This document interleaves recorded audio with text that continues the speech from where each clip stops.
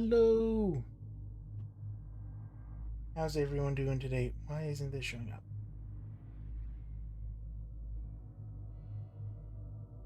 Come on. What if I go to... There you go. You just needed a refresh. I can remember that happening last time as well. Anyway, hello everyone. We're doing a silly one. We're replaying the Shalebridge Cradle in Thief 3 because it's fun and it's Halloweeny, and as far as I'm concerned, Halloween extends as long as I want it to extend, which includes now. No intro cutscene. Anyway, let's hop right in.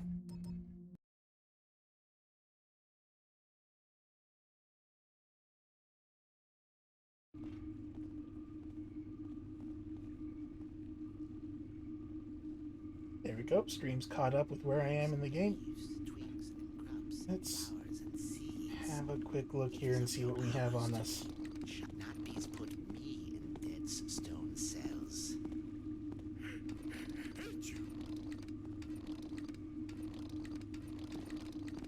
Okay. It doesn't really matter what we have because what we're doing today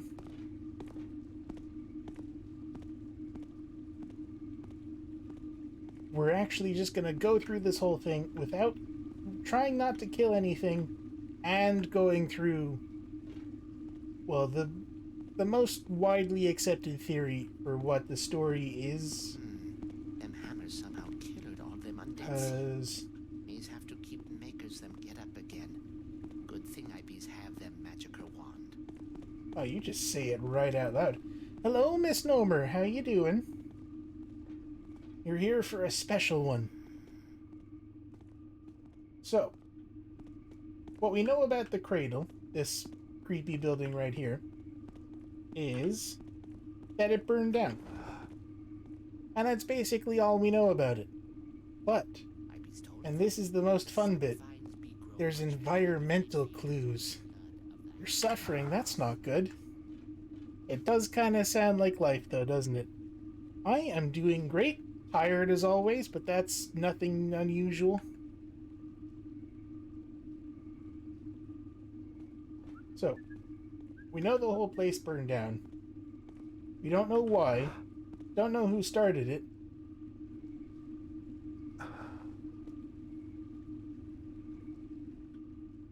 And then that's basically it. So let's just go straight in. Oh, yeah, I can understand that. Happy birthday, at least.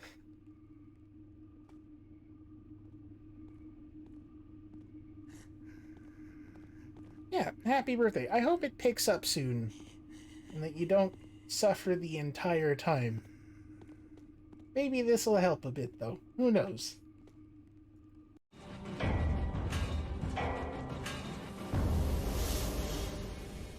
I'll explain more about this game once we get in as well.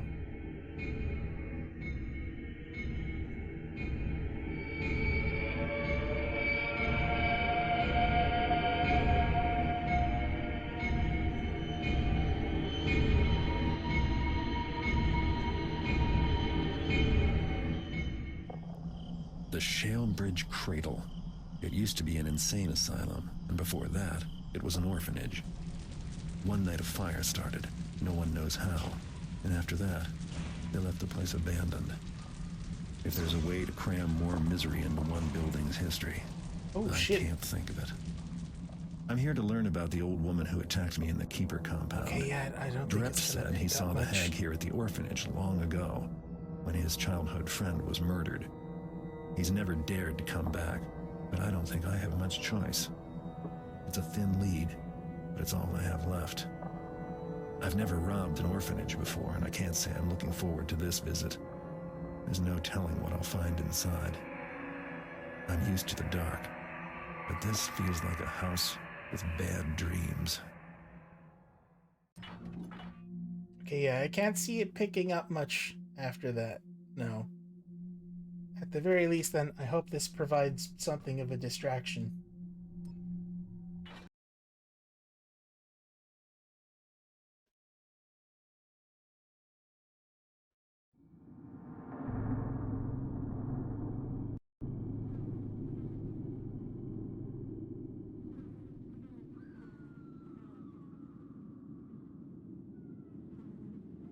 Tell me what I'll find inside? Or you tell Garrett what he'll find inside, yeah. That... Wow. Like, that sucks, but that's actually kind of impressive, nearly.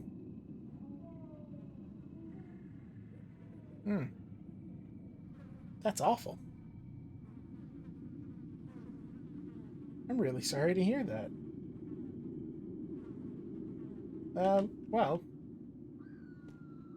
we'll try to keep your mind off of it anyway.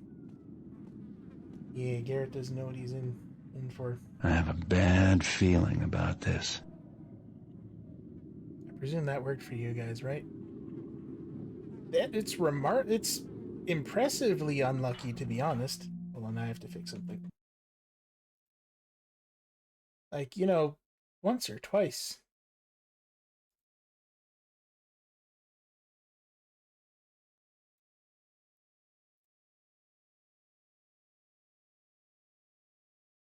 Let me just test something here.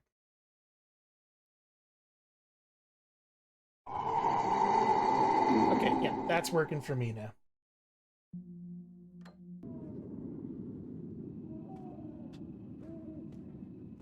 Yeah, so Garrett is definitely not ready for what he's about to find inside here. So, for those who haven't seen this game, this is Thief 3. It's the third game in a classic sneaking series from the 90s,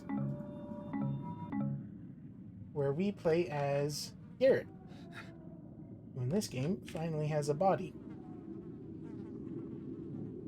Garrett is a master thief in a sort of pseudo-medieval steampunk world where he goes around and steals stuff in order to sell it to make rent and occasionally saves the world. But he's really more in it for the stealing part. It's mine too. Mine and Jen's favorite game series. After I do this, I think I should probably start some and missions as well.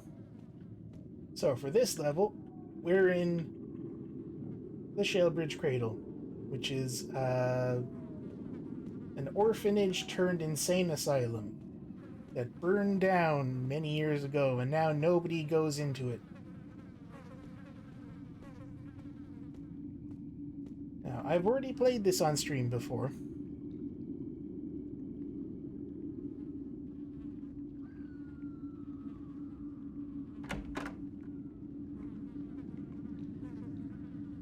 Fingers crossed for your next one, though, at least. That is really awful. So, I'll be going through, as we find the bits of evidence, what probably happened in this, and then I'll try to wrap up the whole story altogether. First bit of evidence over here. It was better before. There are too many rules to remember. Don't go here, don't touch that, don't talk to the patients. The doctors are just as scary as the patients. Miss Arthur says orphans shouldn't complain. So what this is telling us is that it was an orphanage, then an insane asylum, and for a little bit in the middle there, it was both at the same time. So it was an orphanage insane asylum. Now there you go. That's honestly the best thing about Halloween ending, is all of the discounted candy. And, I mean, if it weren't for that happening, this is a pretty good birthday to have around this time of year. Fall birthdays are nice.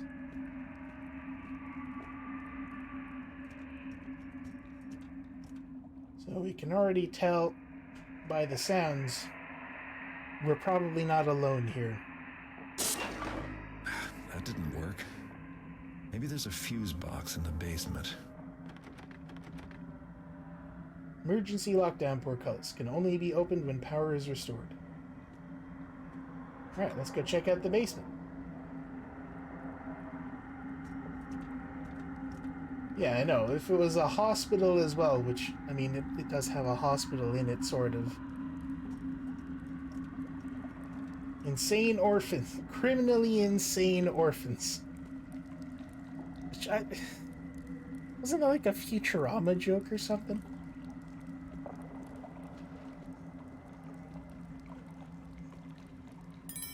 Steal a bit of gold while we're in here. Nothing bad about robbing the dead. What I especially love about this is this isn't even the first haunted house that Garrett's been to. Yeah, if Futurama didn't do it, it was definitely The Simpsons. Yeah, if this was like... If this was an insane asylum, orphanage, hospital, castle, abandoned toy factory.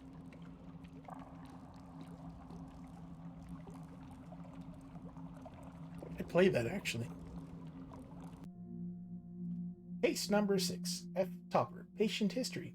Entry 1. Brought in by City Watch. Hysterical. Carries an urn that contains the ashes of what authorities think might be her own infant. Refers to self as Mama Topper. Could prove a difficult case to cure. Dr. Sandbridge. That's true. But yeah, the first ones would have been Crag's Cleft, the zombies down below the prison. So, it's interesting that he's been to haunted places before, but so far as I can tell, this is the first one that scares him. And I can definitely see why. Entry 2. Efforts to take the infant ashes away are always met with the same self-destructive behavior. For now, we see no harm in allowing subject to carry them with her during a weekly walk in the exercise yard. Inform Dr. Hascombe I approve the use of his experimental heat therapy. Dr. Sandbridge. Now, this is my favorite little bit of audio tie-in. There's probably a better word for that. Favorite little audio trick that they do, which they do a lot in this mission, but... So we're talking about this lady that carries around an urn that contains the ashes of her deceased infant. And then when you stop reading it...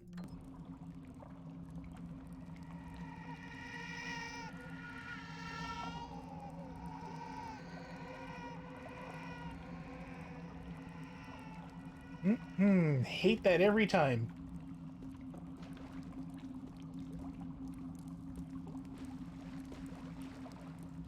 Oh, and so since this is the second time I've done this on stream, I will go ahead and spoil a tiny little bit of the mystique, which is that there are no enemies in this section. We're completely safe this entire time, but hoo boy does it not feel like it. It's burnt out. They must have kept a spare fuse somewhere. Alright. Burnt out fuse. We're gonna have to go find the one that works. Case number 7. C. Pins. Patient history. Yeah, not yet. Entry 1. Admitted to hospital for observation and treatment by her family. Completely unresponsive to questions or the presence of others. Due to her sensitive age, recommend she be placed under Dr. Sandbridge's expert care. Dr. Hascombe. Entry 2. Told the family today that subject will never be well enough to return home. As proof, I showed them her cell, which of course is grotesquely outfitted in the same way as the murder scene. I believe on some level they were relieved. Dr. Sandbridge. Entry 3. The board has decided to allow her continued visits to the balcony with her birdhouse. So, this lady appears to be setting up her cell decorated like some sort of... like the murder scene. So she is number 7, which means she's in cell number 7. We'll get to check out everyone's cells later. Oh, just... hold on.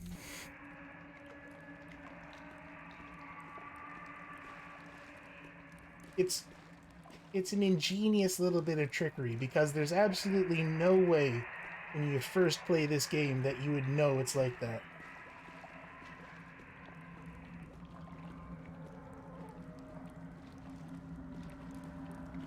Like, every single person plays this basically the same way, which is crouched and creeping around every single corner. And it's great. I love it so much.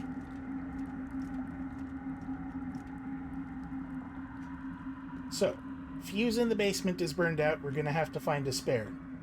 Nice little bit of staple horror tropes.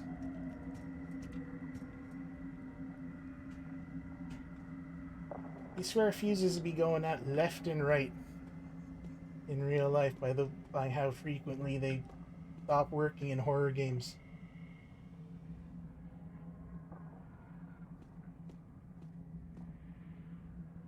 To be fair, it looks pretty creepy too. Like, there's just something about the way the lobby is set up that always gets me.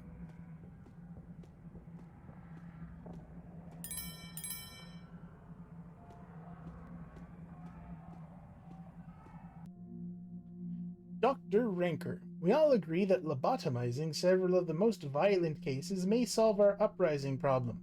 Okay, now this is important to take note of. Uprising problem and lobotomy.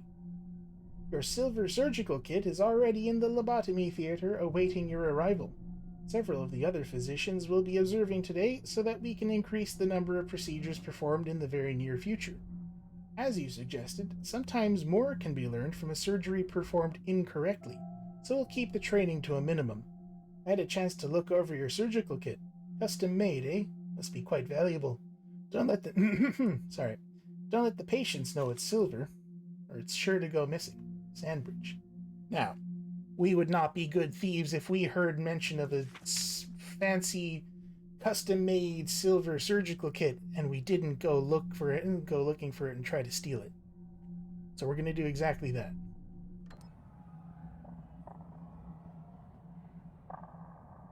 Well, you're just not going to hop over that, all right. Thank you very much. I will.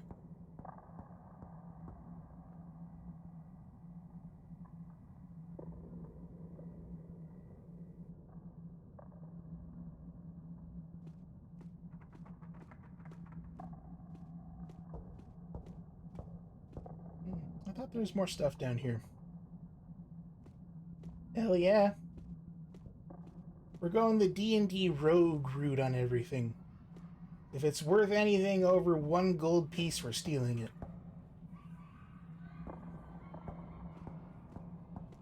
Something about this as well.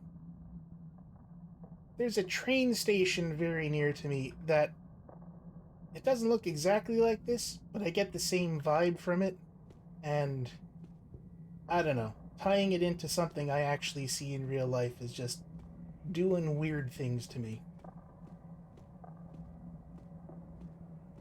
Now, some among you may have noticed the strange knocking noise that's been going on somewhere else in the facility. We'll get to that.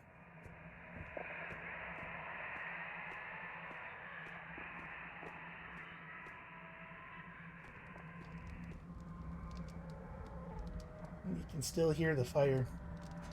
I don't think I ever actually noticed that before.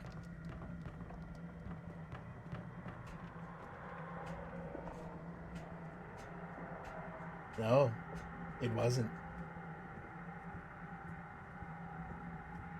Okay, so I absolutely hate these. Not a big fan of these at all. Not sure why they gotta be here other than to creep me out. Treasurer's office. Oh yeah, we're going in here.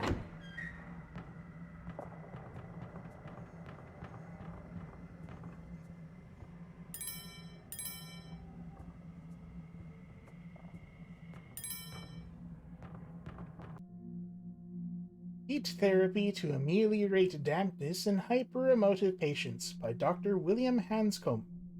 Patients whom have lost touch with reality often have a marked dampness to their extremities, a clamminess of the hand, a sweatiness of the foot. These symptoms result from an excess of emotive humors that are trapped within the individual due to bile deficiency. So, we're far enough in this universe, we're far enough in the future that we have electricity and electric lights, but they're far enough back in the past that they still believe in humors. Although electrical regimes are often used with this type of patient, I have also had great success with the application of heat.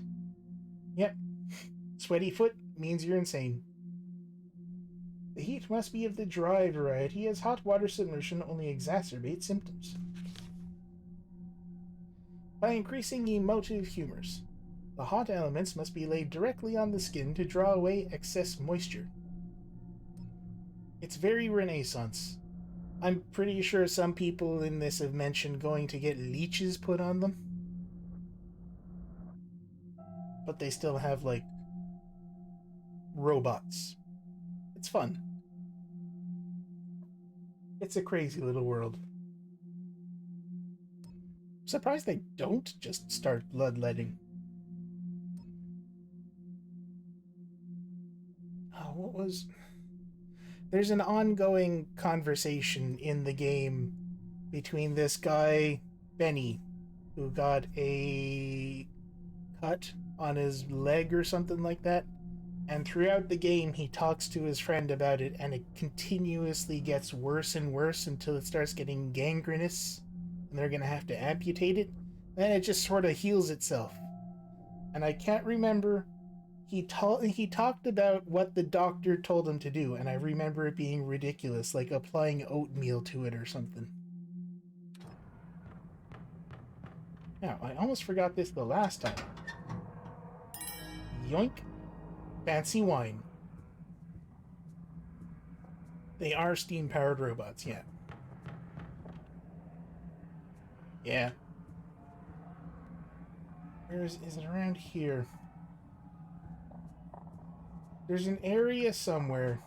Just gonna have a quick run over here. Ah, it's around here. There's like a trigger or something around... There it is.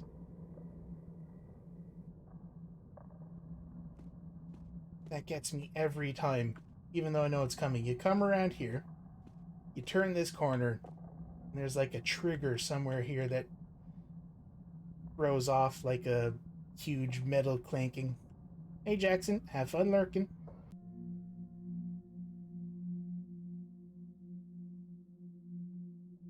Oh yeah, that is an exclamation mark. It took a minute for Streamlabs to catch up with that. I didn't want to have my picture painted, but I was too scared to say no. I guess I did it right because he said I sat good and still. This is presumably from the same person that wrote the note about orphans aren't allowed near the patients.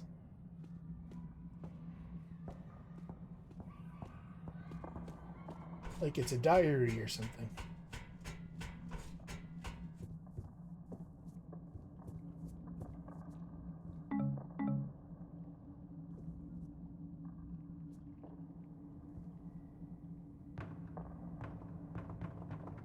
Have I put it off long enough? Should we go see about the banging in the attic? We should probably go see about the banging in the attic. Especially since it seems to be growing louder and louder the closer we get.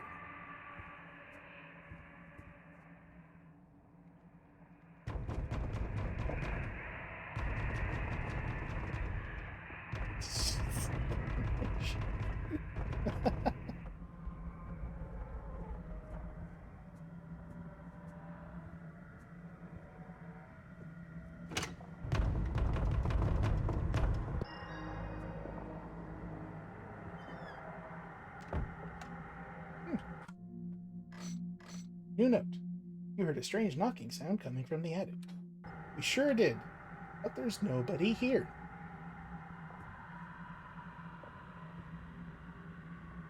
I know, right? Ooh.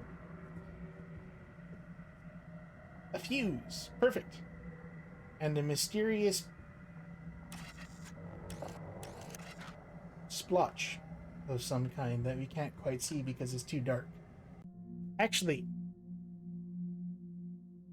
this game is super dark. I completely forgot how dark it is on your end. Hold on.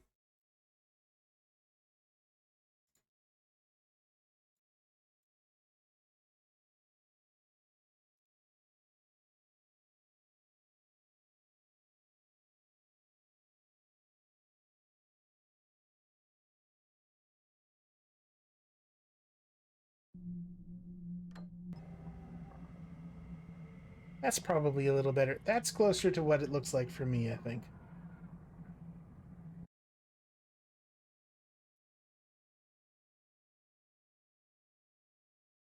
Yeah. Yeah, I think most of the people watching are in America at the moment, so it probably is very bright where you are right now.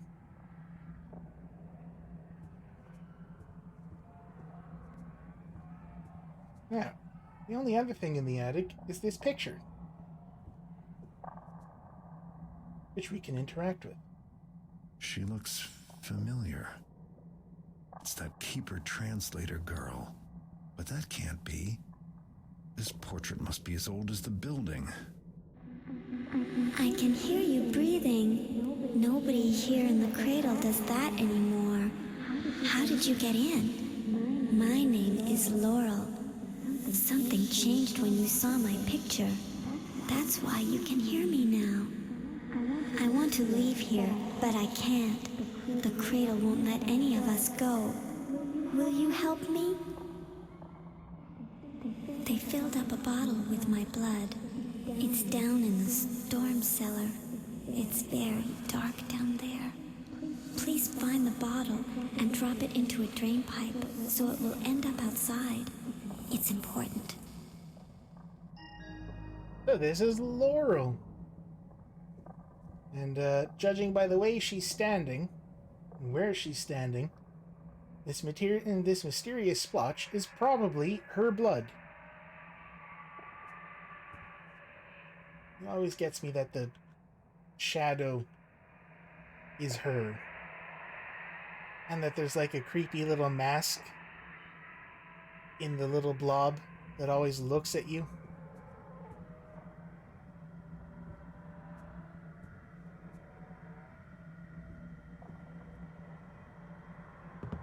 God, Laurel, you're so creepy. Sorry for pushing you out of the way, though. Alright, well, unfortunately, we got to be the helpful type. Time to go help a ghost. The little face is the best part. Good luck.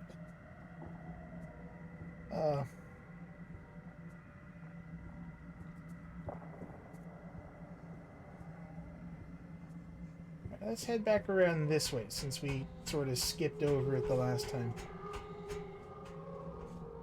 That's down in the... That's the front entrance. This is that area I said looked like a train station nearby.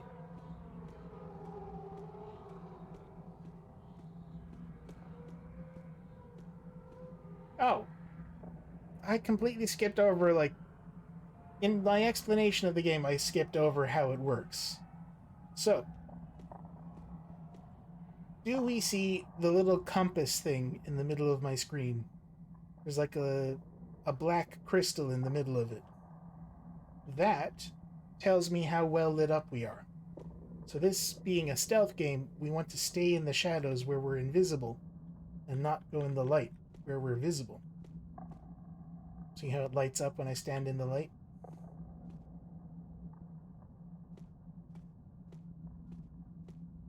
Ideally, we want it to be this color the entire time.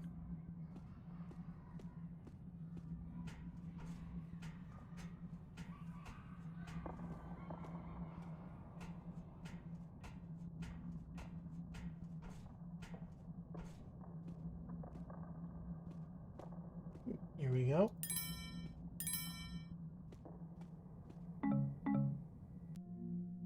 Stu, I got the whole thing worked out. First, ain't no need for you to worry. Found a real good hiding place for the bag of gold teeth. Definitely stealing that as well. We're thieves, and we have a code of morals. We don't have standards, though. It's real hard to find, and anyway, it's in the morgue, and ain't nobody goes down there unless they have to, or they's dead. Know what I mean? Figure a couple more days, a week tops, and I'll have yanked enough gold teeth from these poor dead loonies to buy us something real fancy. Just have to do your part, which is find us a buyer. Kind that don't ask too many questions. I mean, you can't just walk into any old place and sell a bag of gold teeth. Don't let me down, Desmond. Standards are for the wealthy. They certainly are. We're already robbing an orphanage. We can't get much lower than this.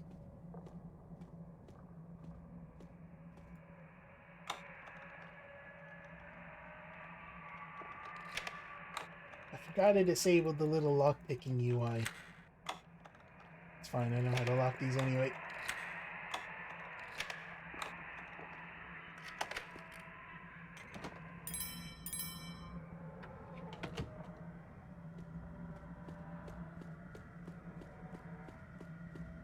I know I check this every time, but I swear there's something in here.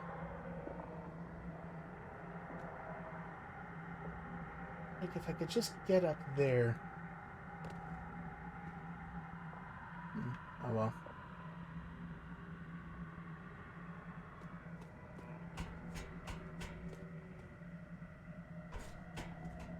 Who puts a chair here? Unless they're trying to creep someone out. Let's back up this way. Right. Alright, we're headed down back into the basement now. Pick up the ghost's blood and put in that new fuse. Then... Is this the wrong way? No, this is the right way. Then power should be restored and we should be able to open this up. Steal the chair too? I wish I could. But it's either not worth enough or it's too big to fit in my backpack.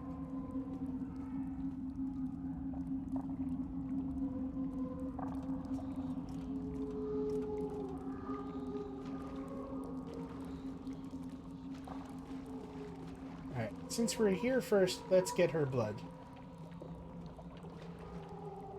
Which is this one. This one must be hers. It's still warm. Great. Yeah. It does get spookier. It gets infinitely worse once the lights come back on. That's the cage where they used to put the new patients until a cell opened up. You should stay out of there, or the Cradle might see you and try to keep you here forever. So we're staying out of there. So I don't know about you, but I don't want to be stuck in here forever. Also, that's horrible. Like, they just keep a guy stuck in here until they find a bed for him. In the cellar. I'm sure it wasn't flooded at the time, but I can't imagine it was much drier in the past.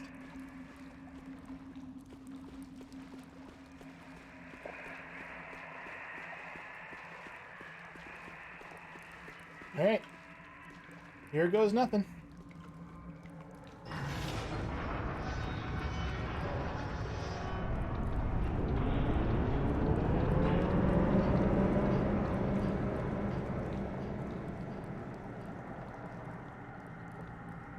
And if the house didn't know we were here before, it does now.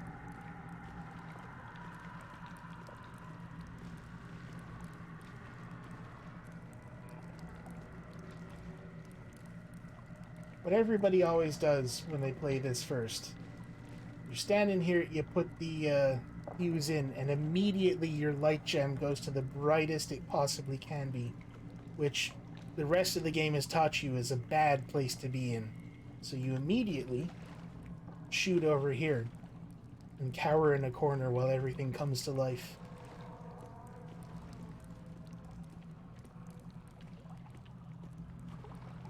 Oh, here's a fun fact. We watch the lights for a little bit. You'll notice they start dimming and then get brighter again. Rhythmically. Because that's the house breathing.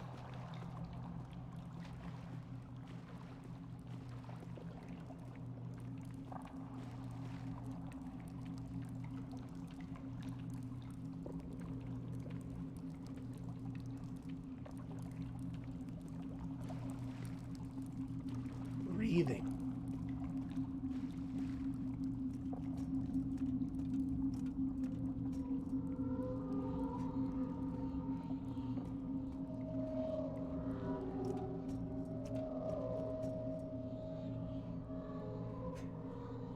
Alright, so we got her blood.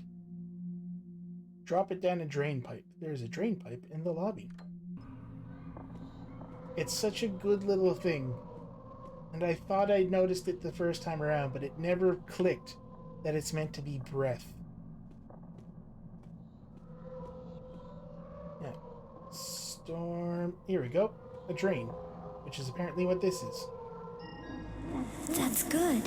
The bottle is outside now, where the cradle can't see it. I have to get rid of all my things. The cradle uses them to remember me. That's how it keeps me here. There's a ward here called Whitehall, where they kept the very bad patients. One of them took my nightgown back to his cell. It's still there. Please get my nightgown and then burn it up in the morgue. Bum bum bum. So, we know from the diary entry that we read earlier that one of the orphans got her picture painted by one of the patients. Now, we might be putting together that that diary might be the creepy little ghost that's in the attic. It is. It's her talking in all of those pages. So now, we have to go past this locked gate, which I can't help but feel was locked for a reason.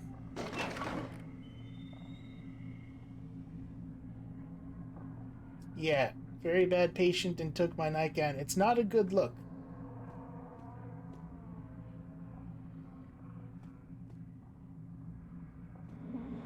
That's the staff tower. Nobody is allowed up there.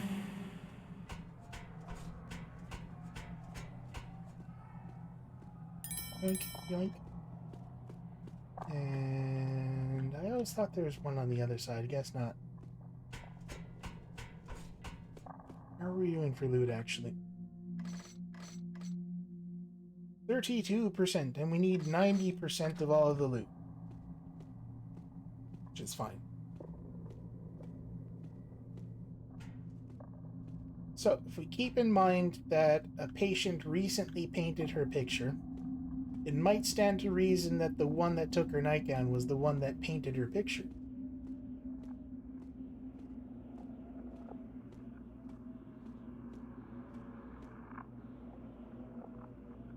Can't get much exercising done in this exercise yard.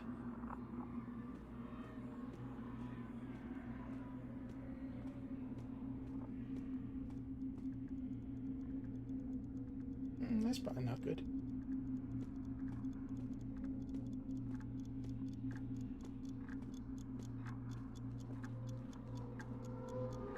That's also not good.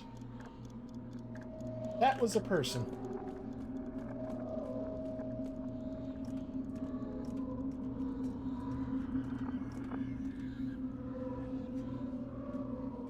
Also, it feels like the noises are getting louder.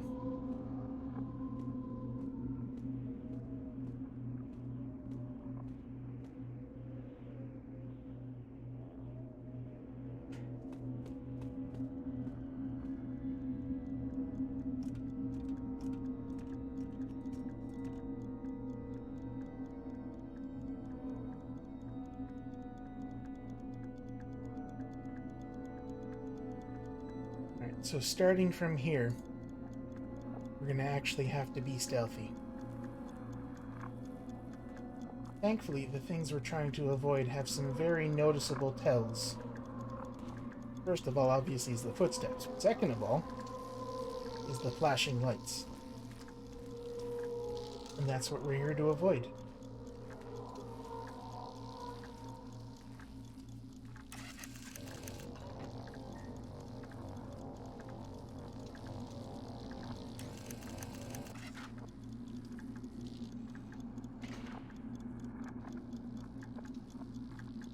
I hate them so much.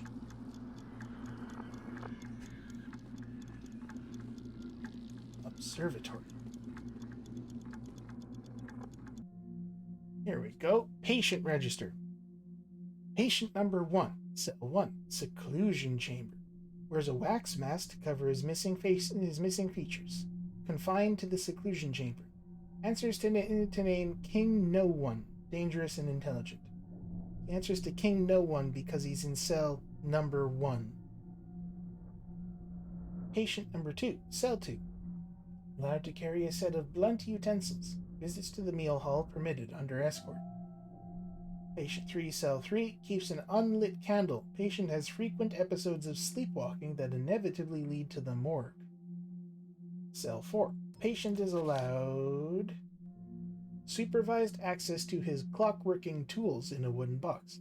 He is allowed to perform repair tasks in the shock therapy room. Patient 5, cell 5, allowed to carry his telescope. He is allowed to bring it up to the old observatory once a month. Patient 6, cell 6, keeps the ashes of her stillborn child in an urn, permitted to take her baby for walks in the exercise yard. Patient 7, cell 7, patient is allowed to affix her wooden birdhouse to the balcony under supervision twice a month.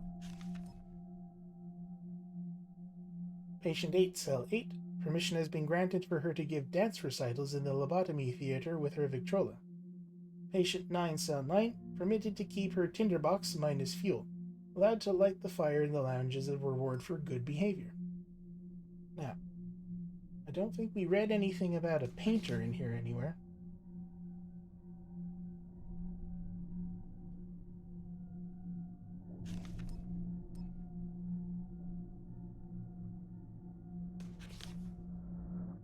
No, we didn't.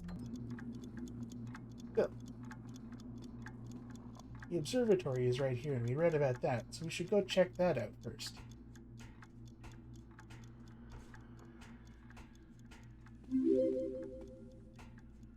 Usagi! Hello! How are you doing, boy?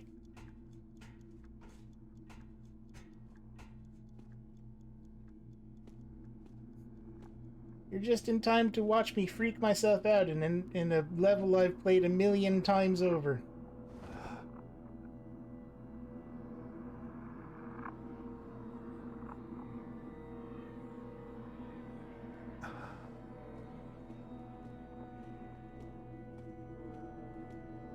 Alright.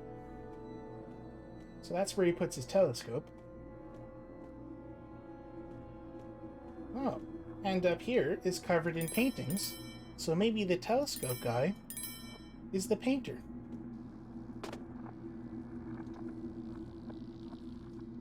Oh dear.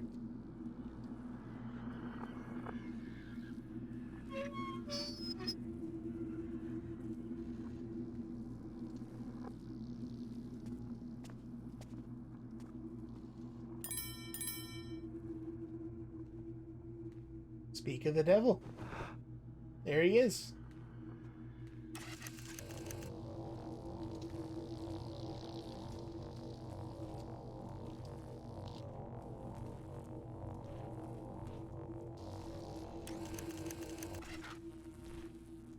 How you doing, boy?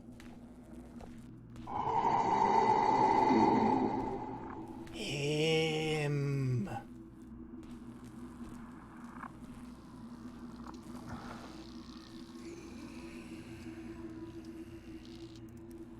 This is the Abandoned Asylum again, yeah.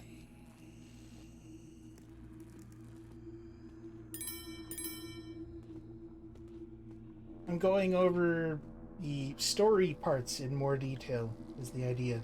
And going through the whole thing without killing a single one of these guys. Or at least that's what I'm aiming to do. Not being detected by them, but I am going to aim to do that as well. This isn't a ghost stream. We're not here for fancy technicals or anything. It's just playing slightly better than I normally do is the idea. But thank you.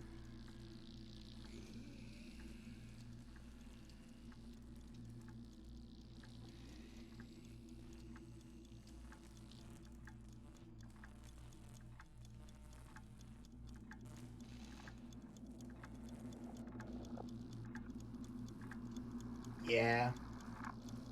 Man, indeed.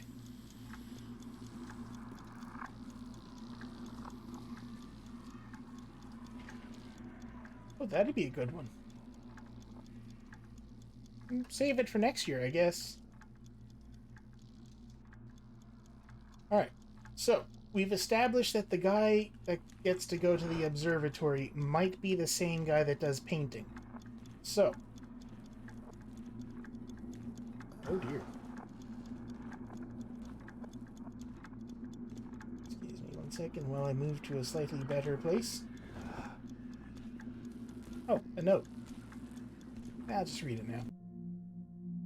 Anyway, yeah, so we've established that the guy that goes to the observatory is probably the painter, who probably is the one that took Laurel's nightgown. So, we're going to check his cell. Dr. Sandbridge, I suppose I have you to thank for the bottle of wine that was delivered to my office. Gravecourt Red, not an easy vintage to come by or afford. If you think this sweetens the little arrangement we have, then you're right, it absolutely does. Perhaps we should drink this fine wine together and discuss the particulars. Or perhaps it is too valuable to drink.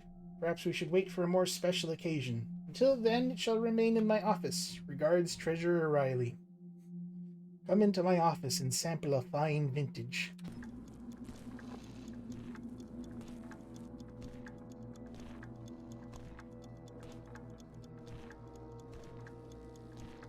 Yep, off you go. Well, back again. Here comes the other one.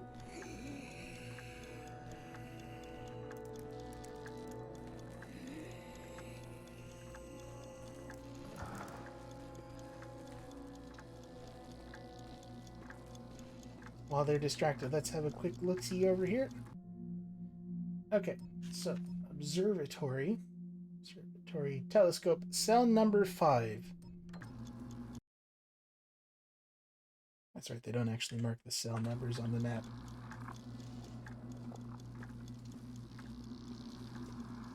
Should be easy enough to find, though. Cell number 1 is right here.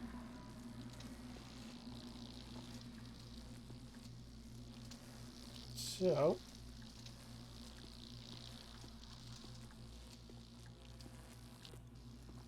stands to reason it's going to be somewhere near the end or around the other side.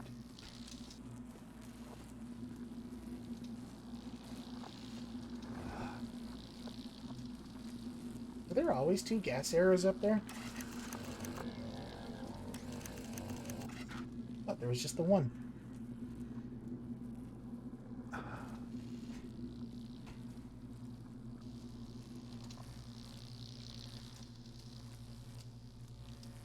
Careful.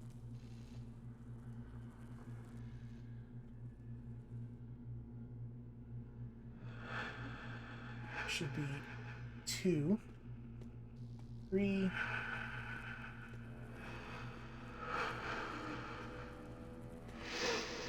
That guy is right there. Hugging against the wall here. Shouldn't see me if I do that.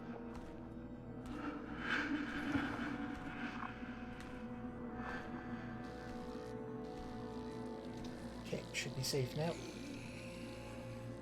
He heard that last bit. Number 4, so this should be cell number 5 right over here.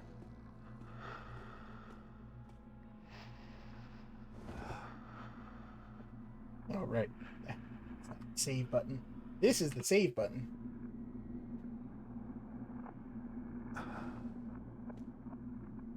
Okay. I think we should be good to go if we just start now.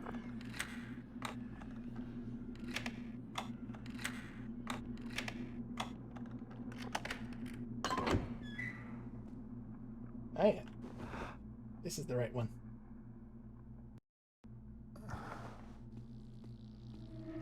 That guy's coming back.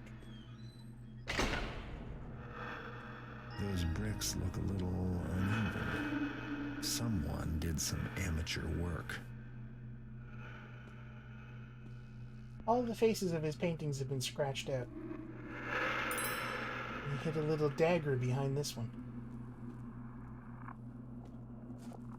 I'm a little worried about that guy coming in here. They seem to know when we open doors, and then they make it part of their routine to go in some places, or leave if they're locked in.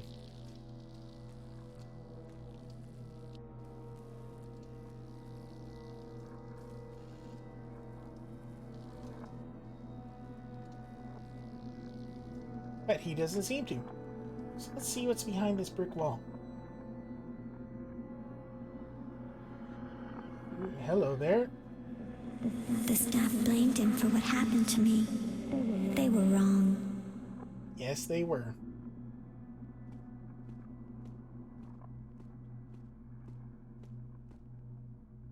So she was murdered and the staff blamed him, which does make sense. He was the last person she probably interacted with during the whole painting thing. And of course, we remember reading that they were going to start lobotomizing some of their more dangerous patients. And killing an orphan. That sounds pretty dangerous.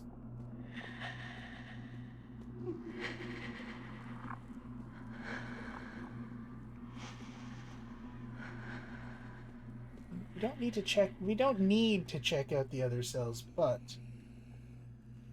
I think we should.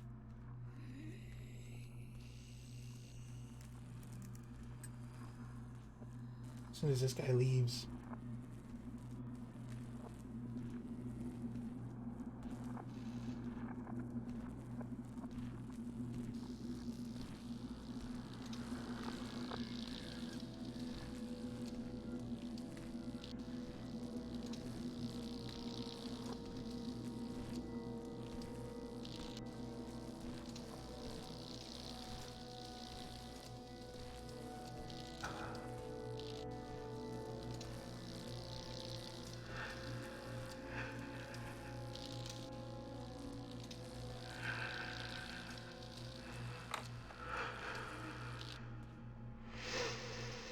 For a second there, I thought somebody else was coming up.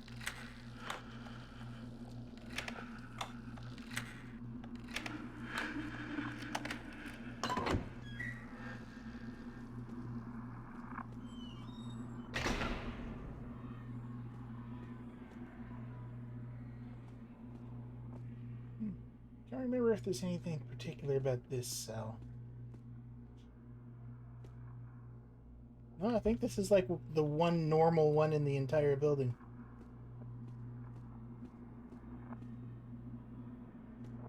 Yeah, nothing in here. So do you have to wait for that other guy to come back? Or just go for it?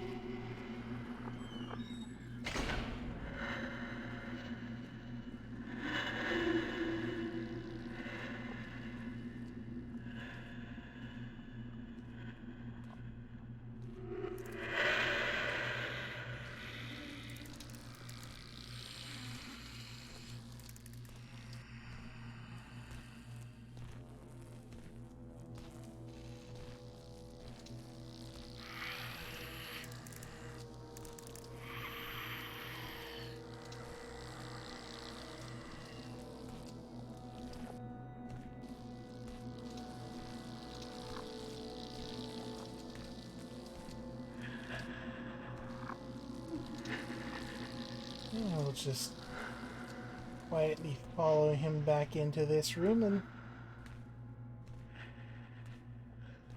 zoop around him when he comes back this way.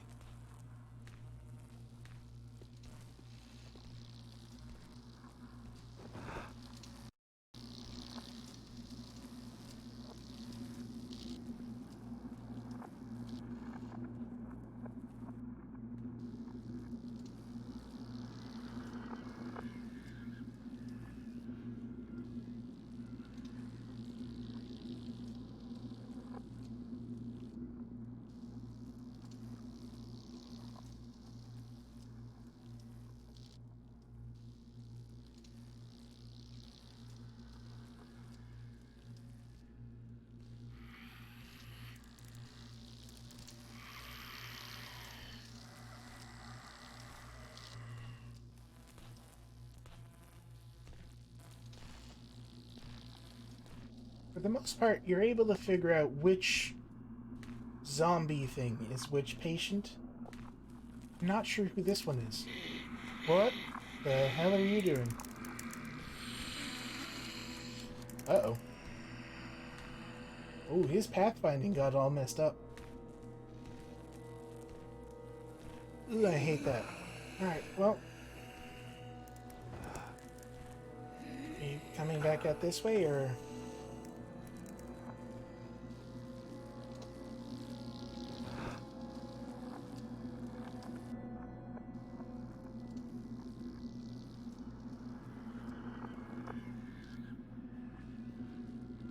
I get the feeling he might be King No One, the guy that was stuck in seclusion.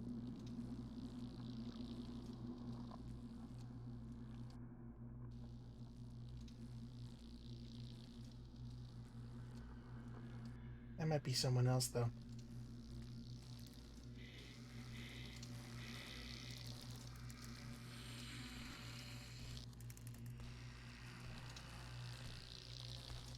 Hello, Schnurr. How you doing? We're having a fun little Cradle stream today.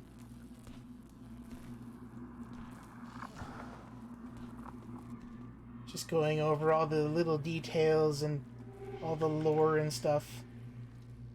Yeah, doing well enough.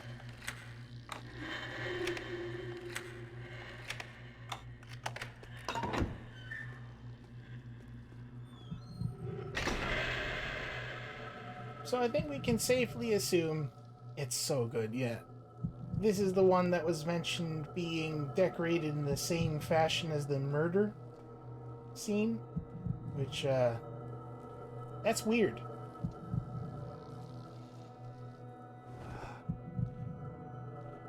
I have to check it again. This is cell 3, I think. The other thing we're doing is I'm going to attempt to run a pacifist mission this time. I'm not going to be attacking any of the patients or the staff. It's not going to be Ghost, though. I can't guarantee that I'm going to play this well enough to be counted as Ghost.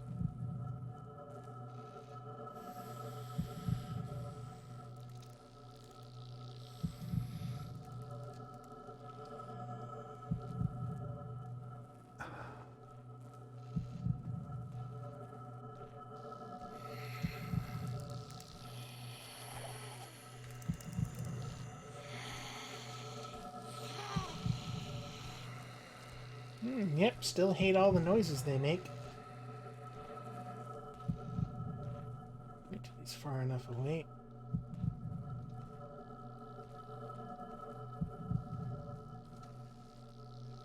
Okay, that should be far enough.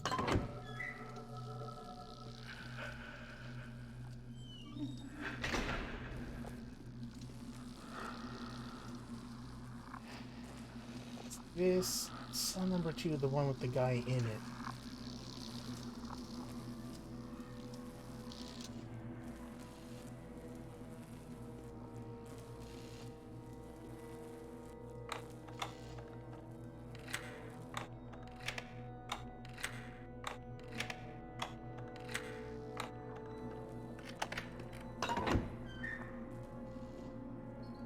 See, we saw flashing around here, so this isn't a safe area.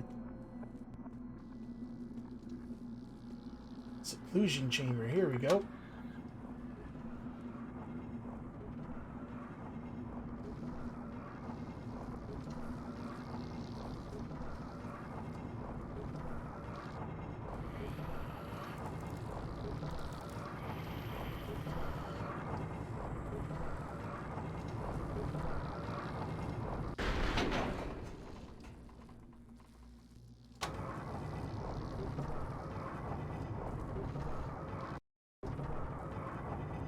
Thank you, Jen.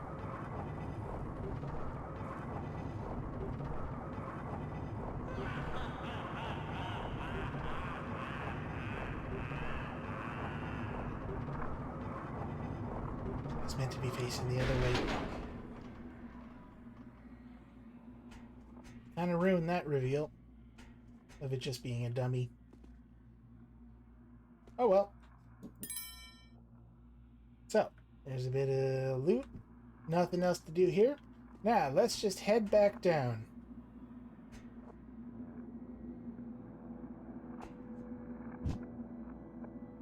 Except we can't. Because there's no button to go back down. This is the Seclusion Chamber. You're not supposed to be able to get yourself down.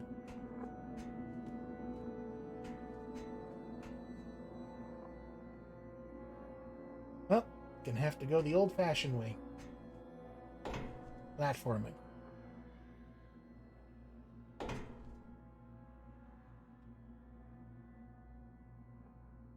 If I don't fall off this bit. Ah. Okay. Ended up fine. Oh, the sound design is so good.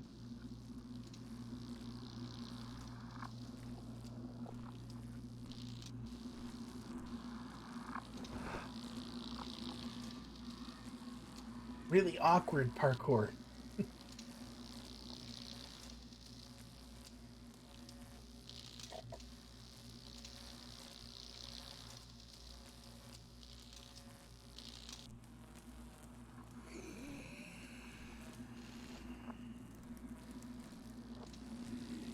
Come on, go away. Wished.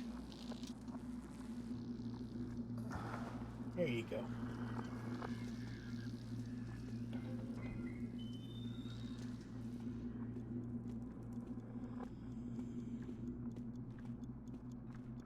Okay, now I gotta come in this way.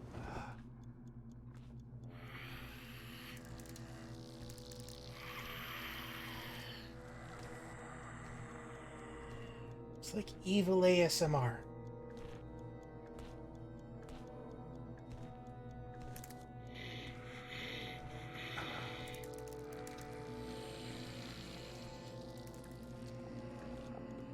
I would say we can leave the rest of the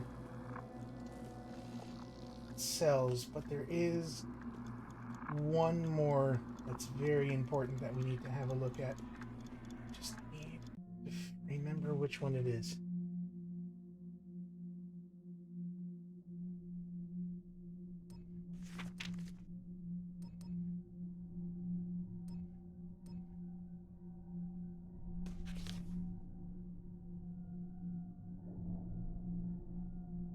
Cell number 9. Allowed to light the fire in the lounge with her tinderbox is a reward for good behavior.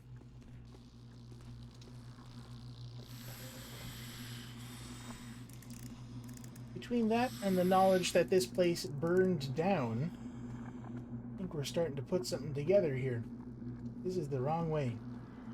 That's the wrong way. Over here.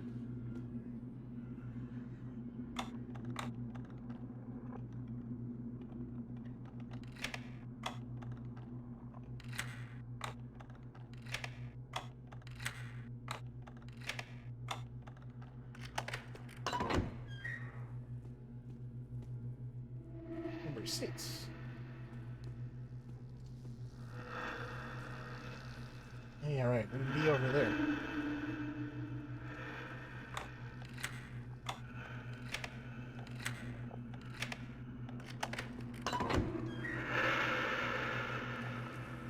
This is Mama Topper's place.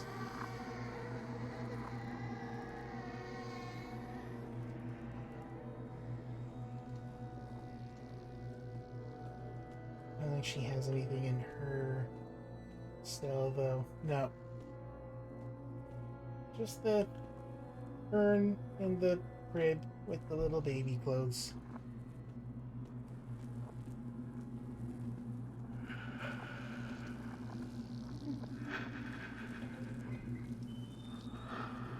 Where are you?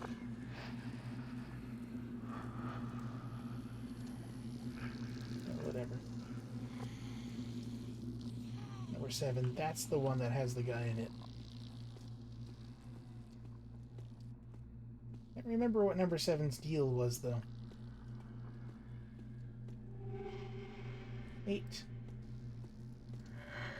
And thusly 9.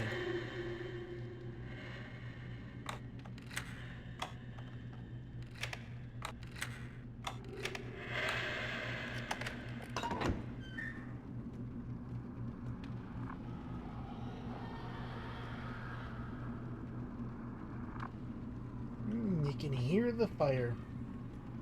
And a flask of oil.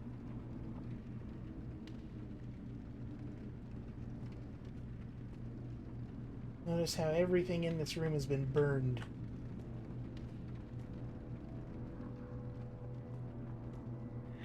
Almost like that's where the fire started. Or one of the places the fire started. Alright, enough dilly-dallying. Let's go to the morgue. Go the other way to the morgue.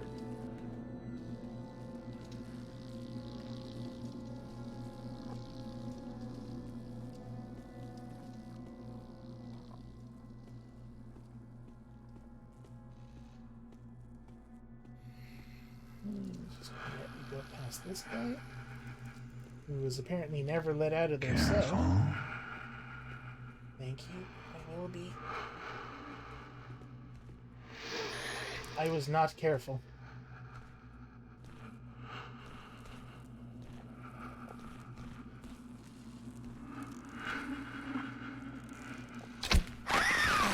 Whoops.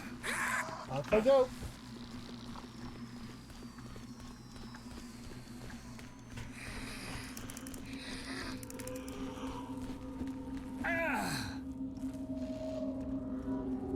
Alright, now we all remember what I said about this not being a ghost run, right?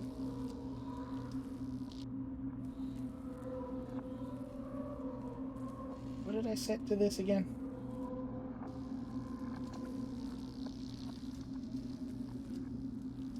What did I set to this?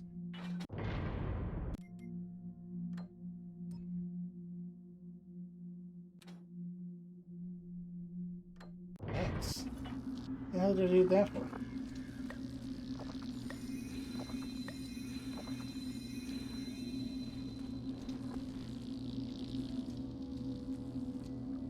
So how's everyone doing? While I wait up here for them to lose interest.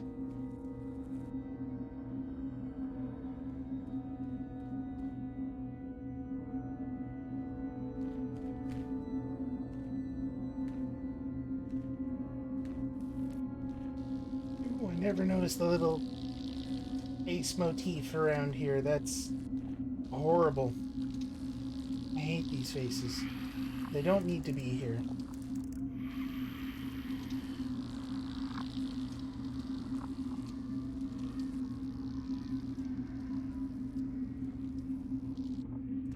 Okay, I think it's safe.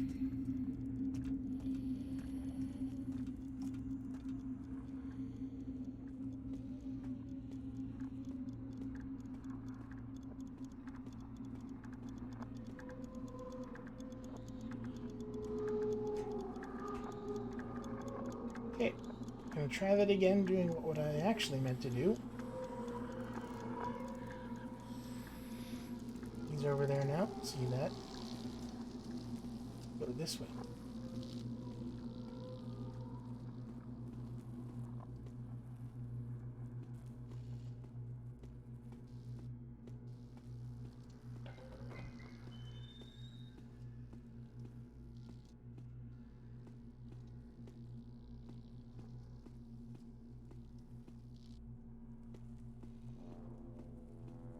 There should be...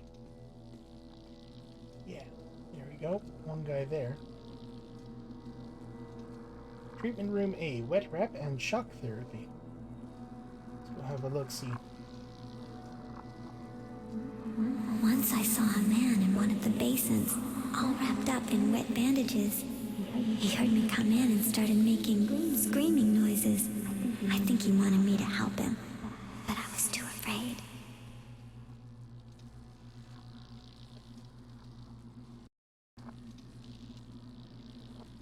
Somebody come up this way? I feel like somebody does.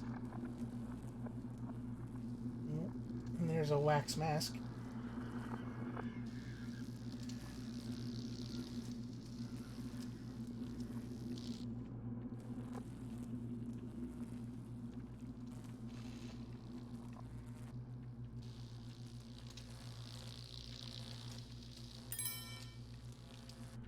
We're just gonna ignore that guy. He's just doing what he loves best.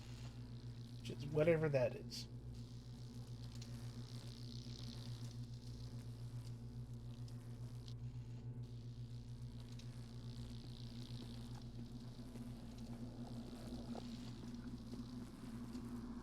It's always the best when you just see them out of the corner of your eye. Far up that way do you go? The whole way? Yeah, pretty much the whole way.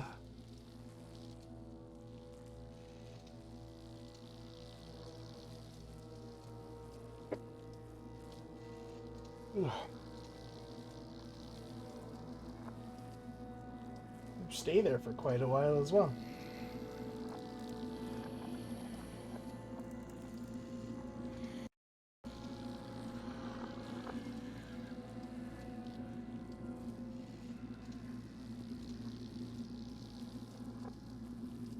You do you, little buddy.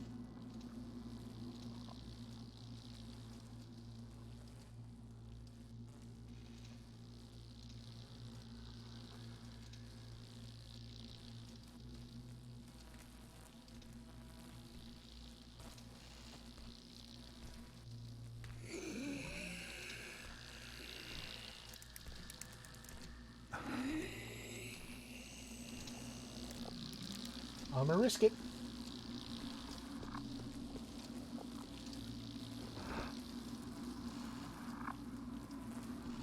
Worth it.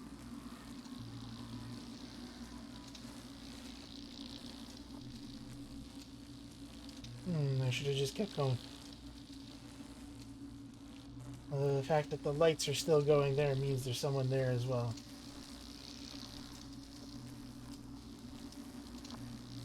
It's times like these that I kind of wish I was one of those guys that just knows all of the maps by heart. I know like 80% of it. This area here is one of the bits I'm not too great on remembering.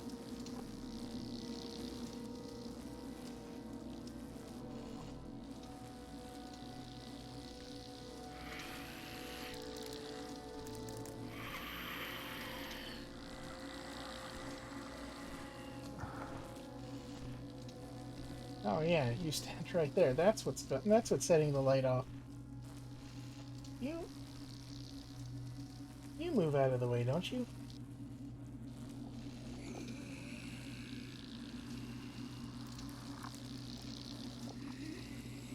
I am that guy for Thief 2 of the very first map. I know that one inside and out. 100% loot every time.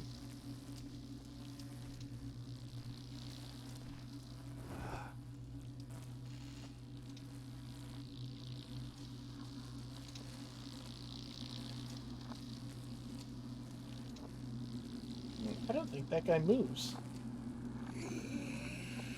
That's annoying.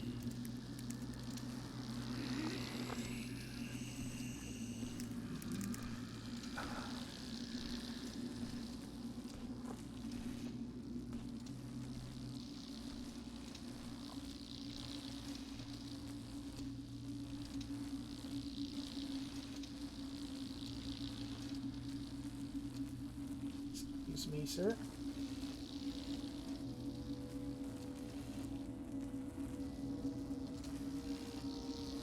Especially since that's one of the best ways down to the morgue. Of course, the second best way is just going down here.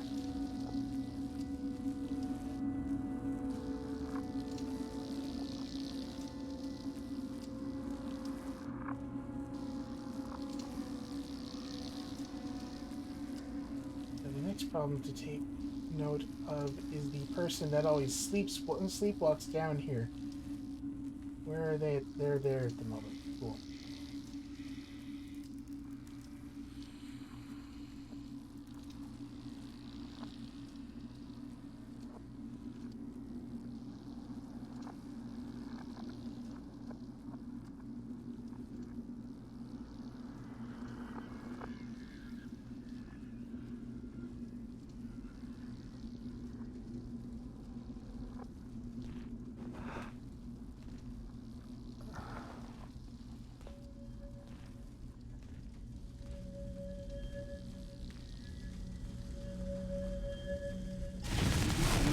Did it. My nightgown's gone. But the cradle remembers more than I thought. You can't get it all here. You have to go into the past, into the cradle's memories. It's the only way. You'll have to pretend to be one of the patients, so the cradle won't see you. Each of the patients from Whitehall had a favorite toy that they liked. You can use them as keys to go into the cradle's memories. find one of those toys, and I'll tell you what to do next. Good thing burning up her dress in the morgue incinerator is an entirely silent thing. Now, the other thing is, we know there's a bag of gold teeth somewhere. And I know for a fact it's in one of these morgue shelves. But I can't remember, and this is the same thing that happens every goddamn time, is which one it's in.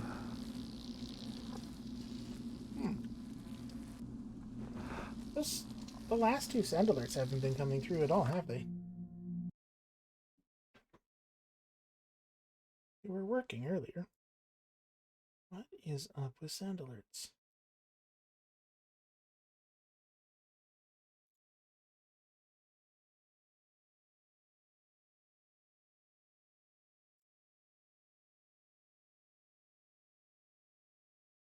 It's doing this again, eh? Of course it is.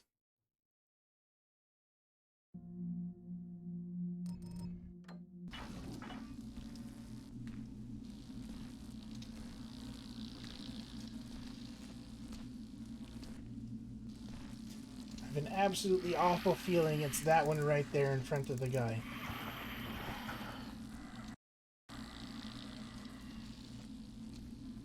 And of course, stepping on him will set him off.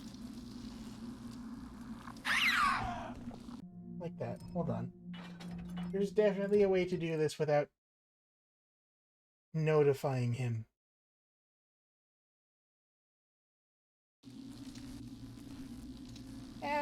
Yeah, but it is annoying that, like, you use the points and then it doesn't work.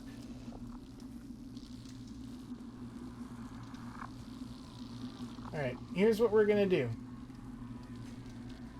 This is not at all very ghost of me, but...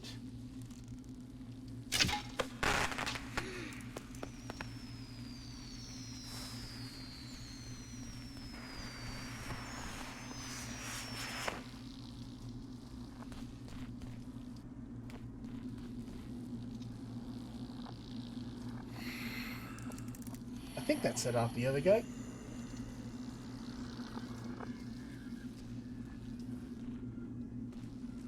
Just gotta wait for them both to calm down.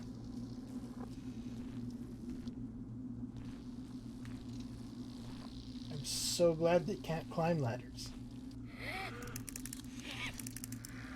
Next Thief game, they should absolutely make the AI able to climb ladders. It's not murdery of me either, which is the main thing we're doing. In Dishonored terms, this is a clean hands run.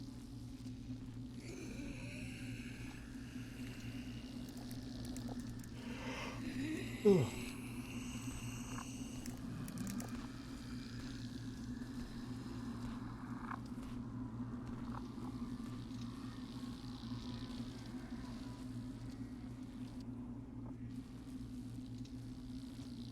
That guy got stuck.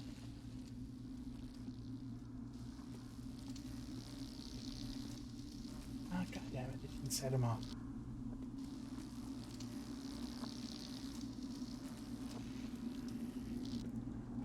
What if I shoot one right near him?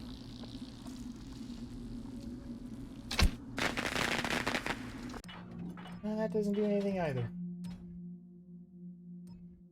This is load. Yes, this is load.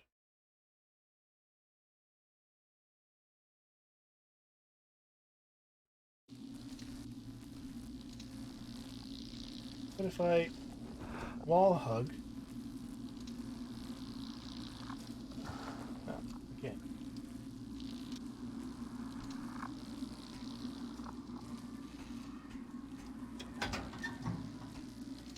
Not this one, which means it's one of those ones.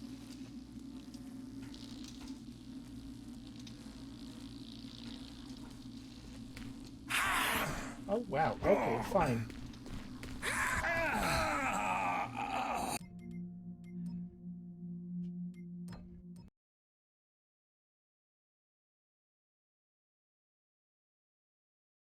This game is not kind to you when you're playing it on the highest difficulty. Not in the normal way that games aren't kind to you. Alright, here's the plan.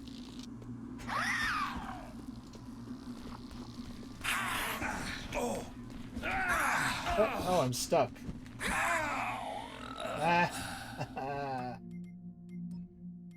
Moss arrow.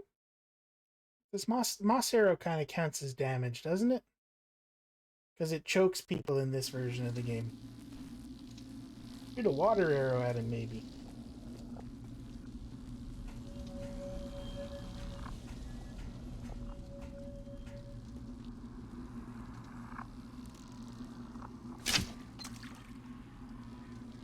Okay, a little lower.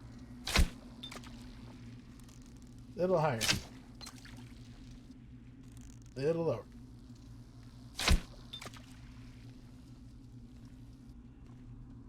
I don't think it's the noise that's setting them off. I think it's my proximity.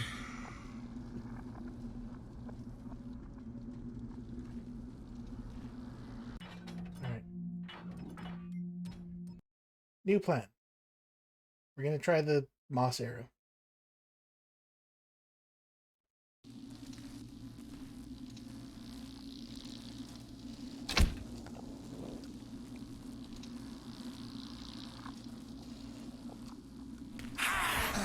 Yeah, it's my proximity, not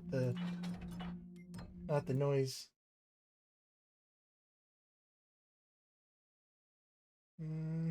Yeah, okay.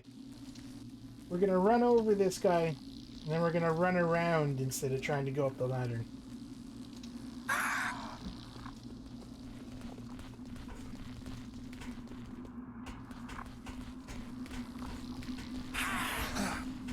Ow. Still gets me once, though.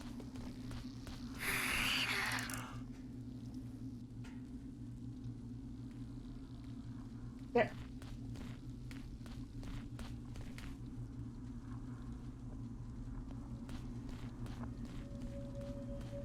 I suppose I could have broken my rule for just that one guy. Just flash bomb him. But I want to see if I can get through this with only taking personal damage and not killing anything. They are much faster than they have any right to be. Being puppeted corpses.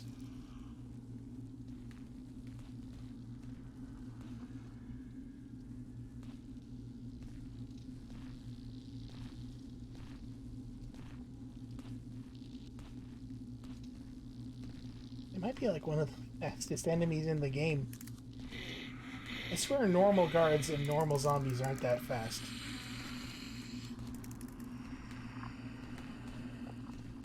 That might be something to check out, actually. See if they have a speed parameter and see what it's set to.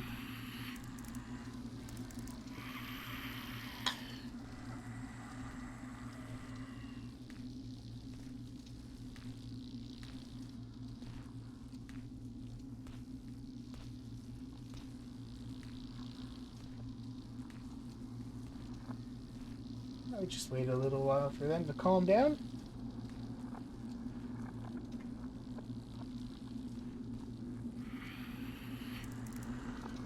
They're about as calm as I think they're gonna get, actually.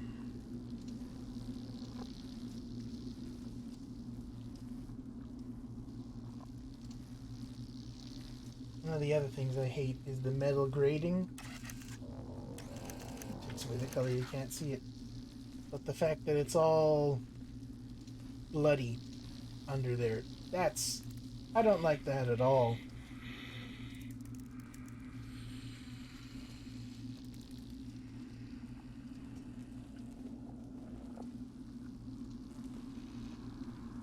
Okay, you're pacing back and forth now, that's good.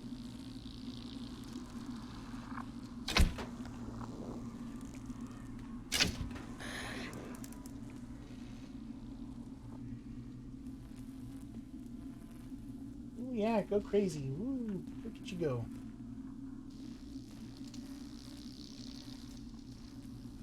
I just gotta figure out what his patrol path is and time it right.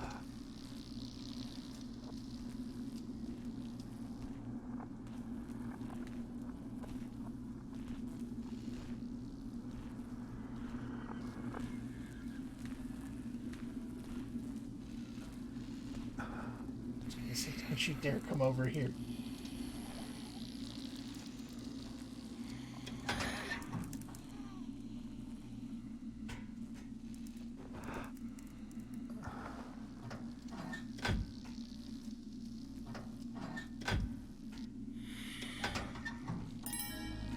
That one.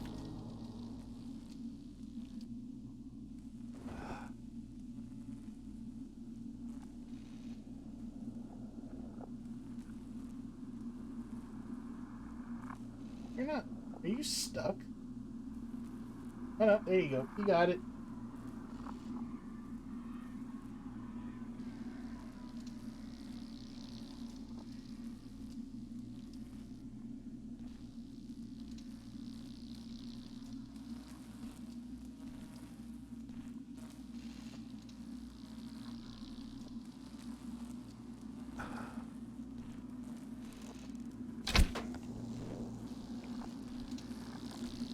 Since when do you go out there?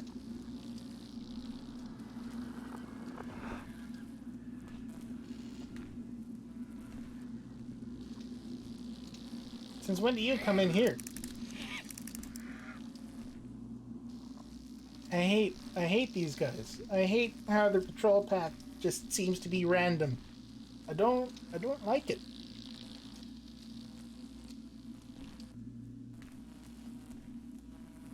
Fucking Jordan Thomas did absolutely everything he could to make this the worst map in the best possible way.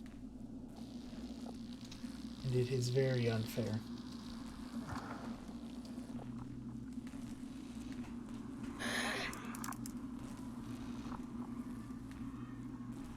There's a patch of uncovered metal there.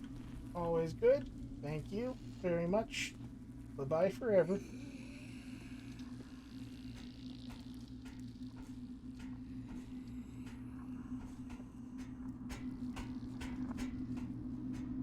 Alright. Laurel has little bits of info for every toy. I can't remember who we did the first time. I think it was King No One. So maybe we should try somebody else this time, eh?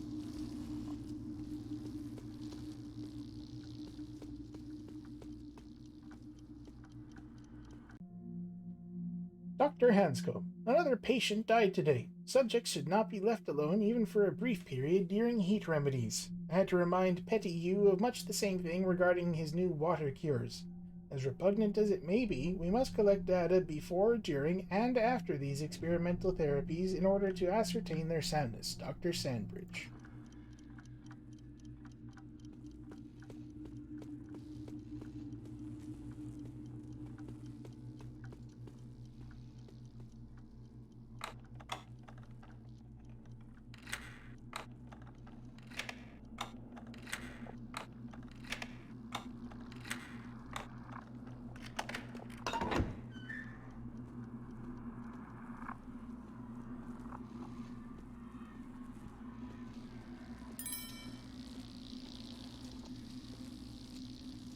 How you doing there, bud? Yeah, you're doing fine. They moved us to the nursery tower. I guess they needed to make room for all those patients. Trep says not to cry so much because it makes Miss Arthur mad. And that just confirms that all of these things we've been reading are Laurel's diary.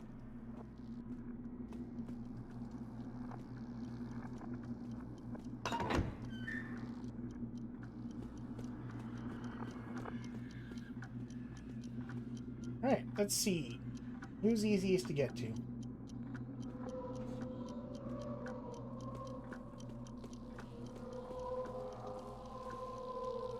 Wait here for a second, make sure we're not interrupting anyone. Nope, there we go.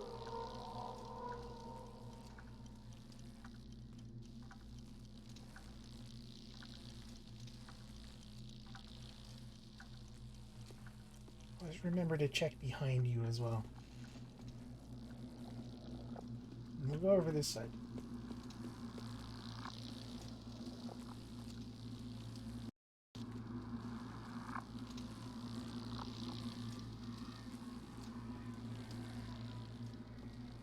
Oh. Did you always patrol over this side? Okay, baby. Ooh, or... should we do... we'll do the telescope, actually. Since, he's the guy that probably saw Laurel last before she died.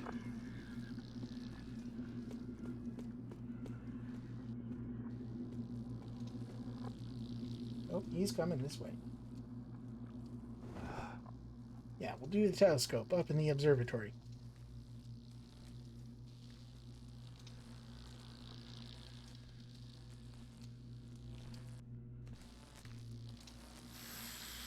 It was patient number 5 in the observatory with the telescope.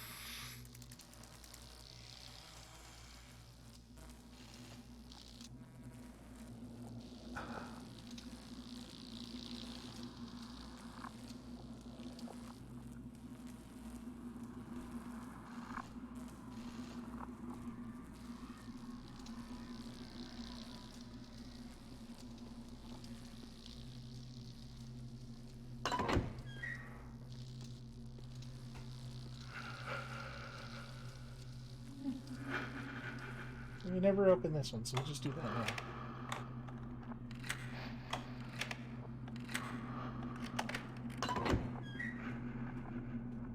Good thing we did, too.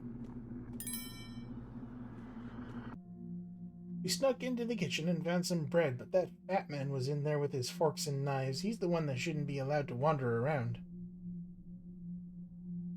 Actually, this is one of Laurel's diaries as well, isn't it? I just realized that. Thought it was the guy in here. Also, I think we are able to pick up the toys, as Laurel calls them, without having to dedicate ourselves to that one guy, so what does she say about him? I think he used to eat with those in the meal hall. The toy you just picked up is a key to the Cradle's memories. Now you have to figure out where to bring it. There's a special place for each toy. When you put the toy in the right place, you'll enter the past. Nice.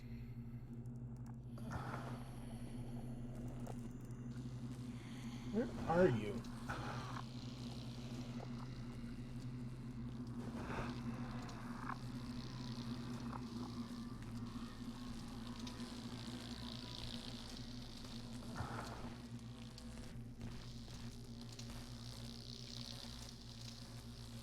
Forget if they notice that doors are open.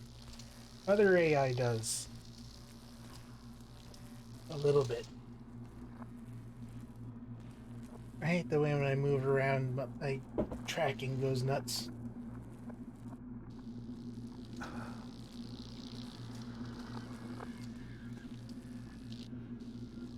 You always go that far down? I didn't think you did. Well, whatever.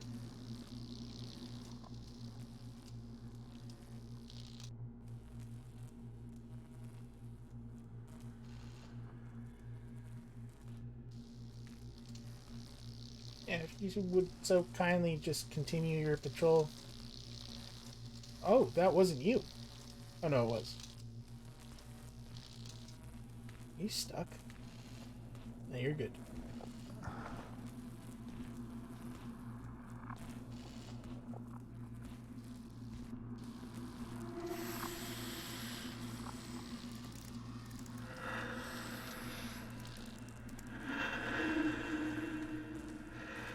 So if we wanted to go into the past of this guy, we'd place the utensils there.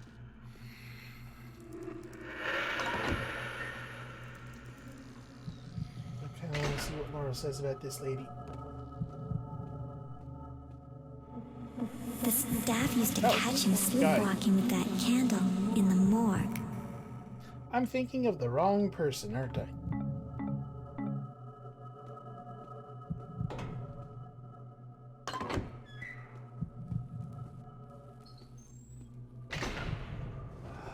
Birdhouse is the one that's kitted out like the murder scene.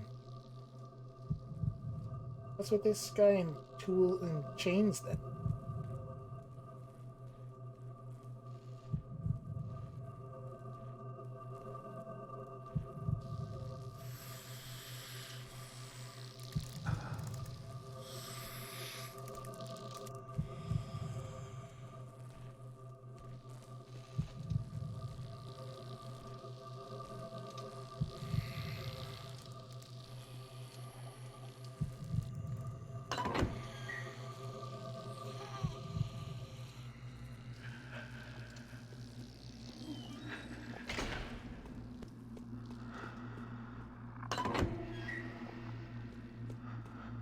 This is the toolkit.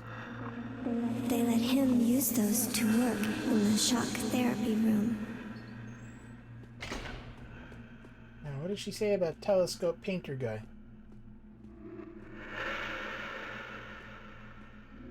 He used to watch people with that and painted them too. He liked the observatory. Short and sweet.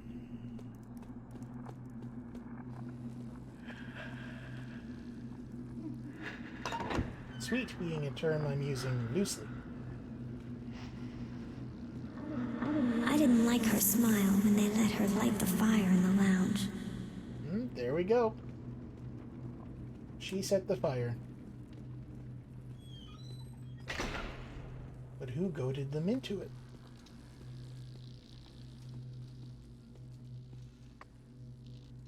Okay, we're going this one? Alright.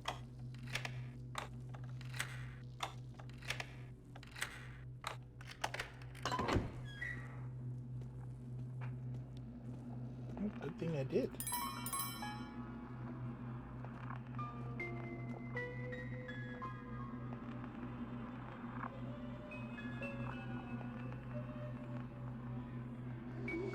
She used to play that when she danced for us in the old puppet theater. It's the lobotomy room now. Ah. Alright, add some more cursed nonsense to the pile there. They had a puppet theater and now it's a lobotomy theater. In an orphanage insane asylum.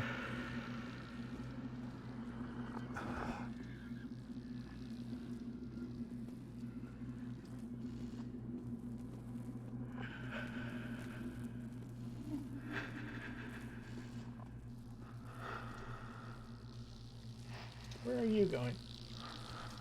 You bastard.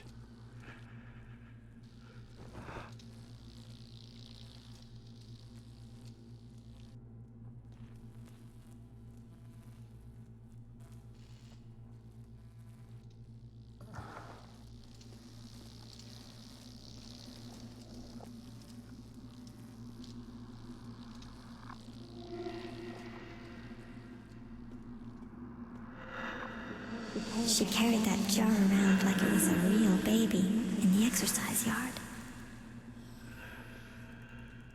Ooh, yeah, she did.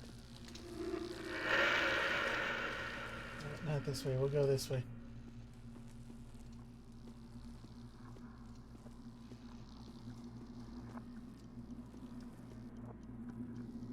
I suppose fastest one would just be this one.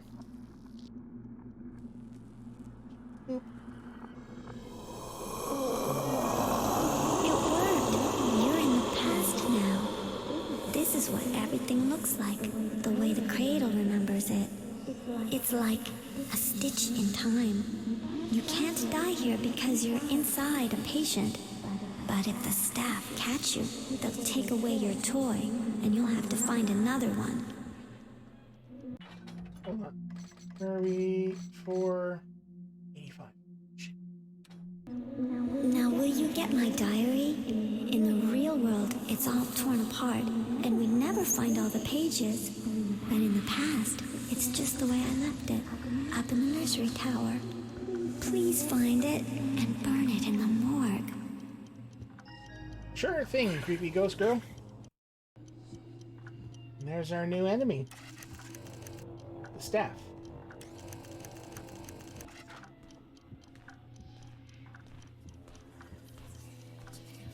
Now, why do they look so different from the puppets? Well, the puppets look like they're animated corpses. These guys look like they're made out of darkness or charcoal or something. And it kind of feels like maybe the Cradle had more to work with for the puppets. Not a whole lot for the staff.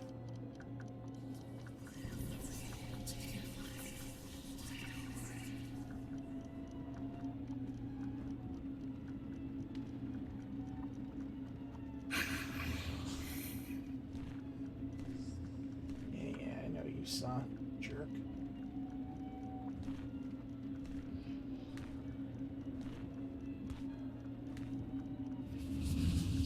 actually mean to go up, but sure, we'll do that.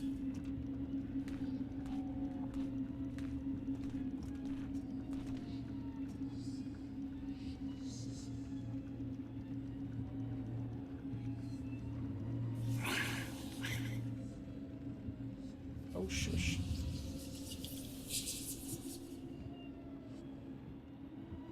Alright, off we go.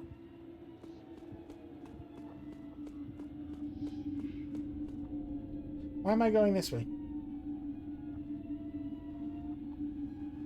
Nursery tower is back this way.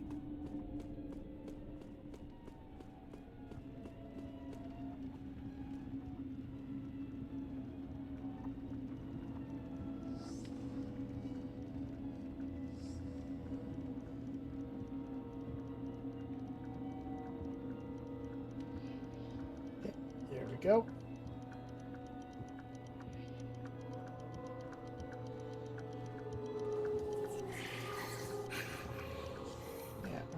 I know you saw. Feel free to check it out.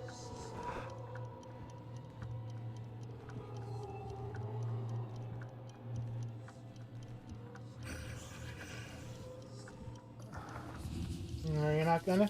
You already given up? That's perfect for me.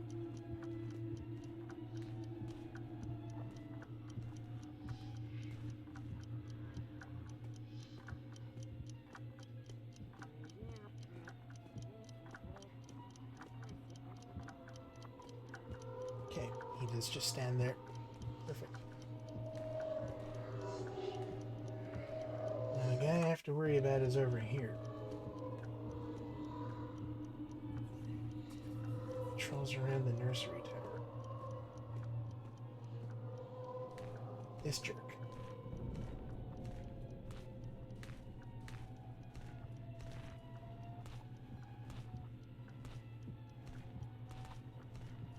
Yeah, he just keeps doing that. Terrible patrol. At least go somewhere and look at something for a minute.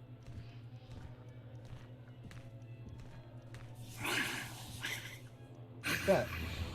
The fuck? There's no way you saw me.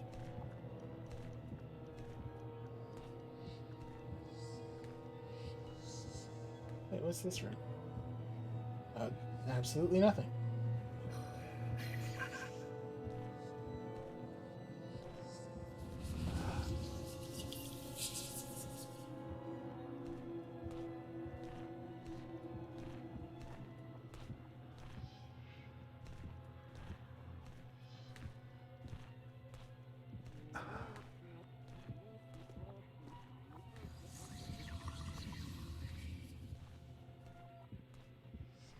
Right, past him, up into the nursery tower.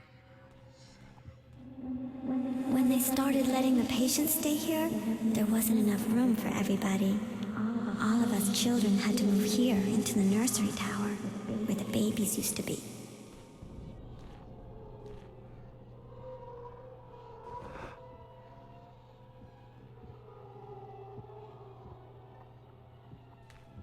I hate the way he goes around to every bed to make sure the kid sleeping in it is safe.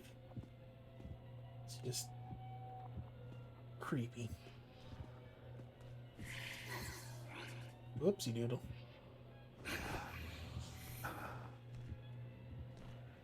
Just like no shadows here. It's terrible.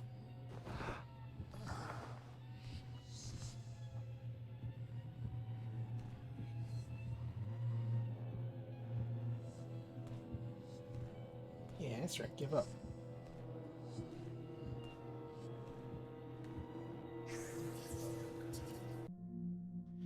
Incident report. Type of incident, death.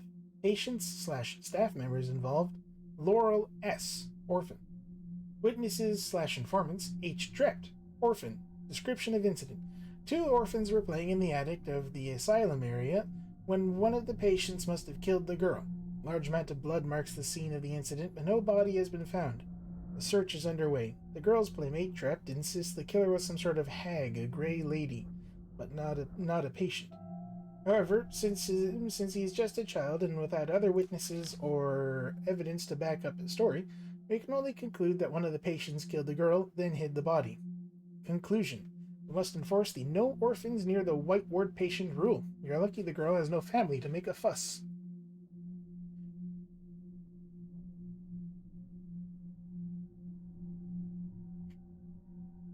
Oh no, you're undergoing shock therapy. No. I was playing hide and seek with my friend Drept, but he never found me. Instead, the Gray Lady found me. I tried to run, but the door was locked, and I couldn't get it open. Actually, Laurel, it's slightly worse than that. He did find you, but he wasn't able to help.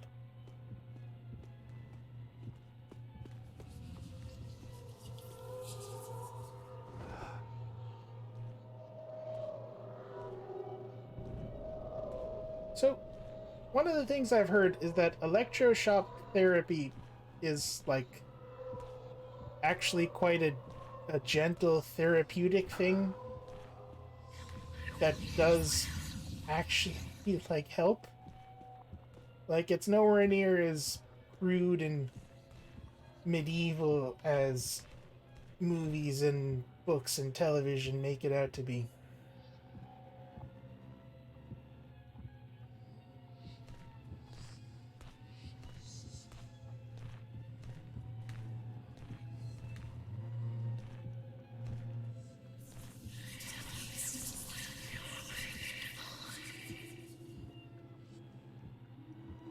How are we doing on 85%? Okay, perfect.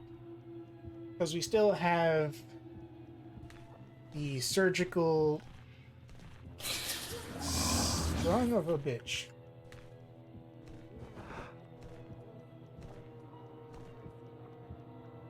Yeah. I mean, I'm mostly talking out of absolutely no experience here, so it's not like I know either.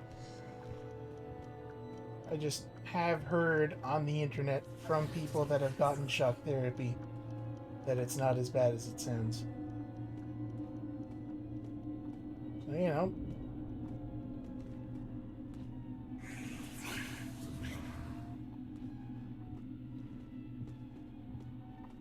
Hate that. Thankfully, we do know a potential other way around that doesn't involve that guy standing there.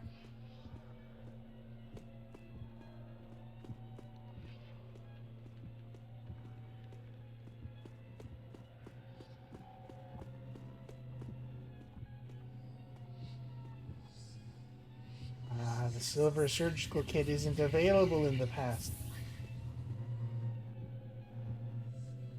Can we pick this up before we know we're supposed to be able to? I don't think we can.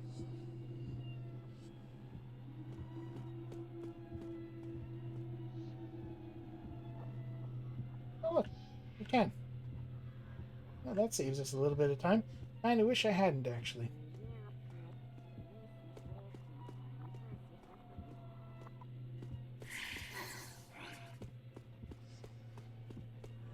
Alright. Let's go burn a diary. Let's go delete Laurel's browser history.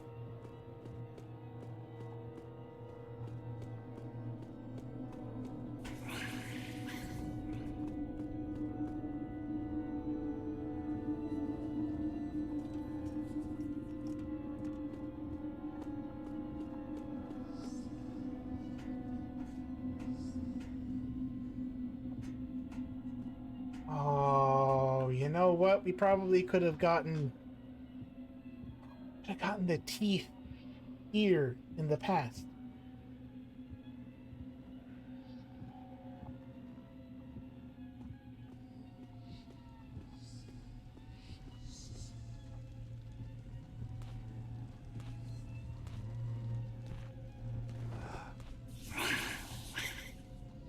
Don't you snap your head to look directly at me.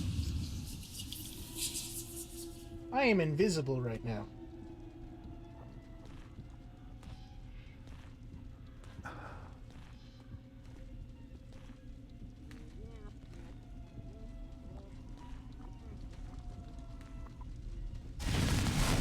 My diary is gone. Good. The Cradle can barely remember me anymore. But it can still see the bloodstain in the attic. you'll need to clean it up in the past, where it's always fresh. Sometimes when the staff took patients to a treatment room, they wouldn't ever come back. They used something called dissolution serum to clean up afterward. Get it, and then use it on my bloodstain in the attic, where I saw you the first time. Like bleach or something.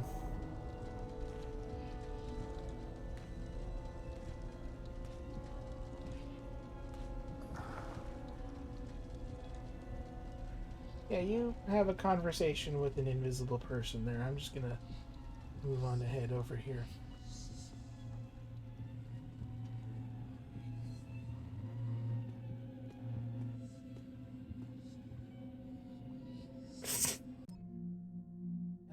I am so sorry. You're not... I mean...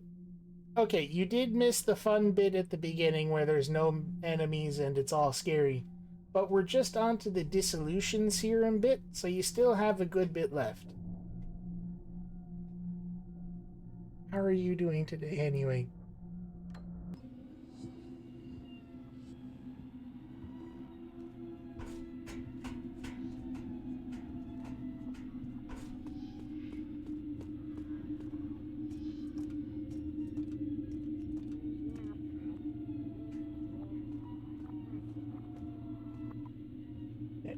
So now...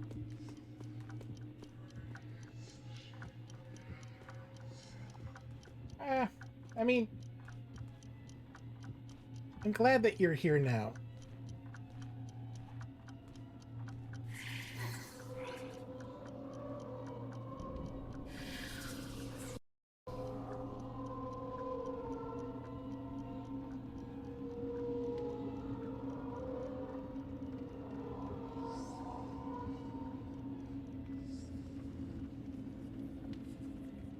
Careful. There we go. And now we can start running.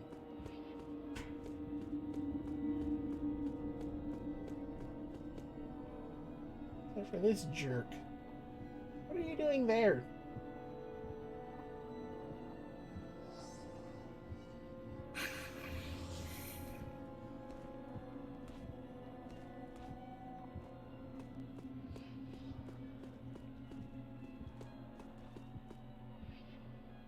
There's a guy in the lobby. It's up the left, I think, isn't it? Yeah. Up this way. There's a guy here as well, right?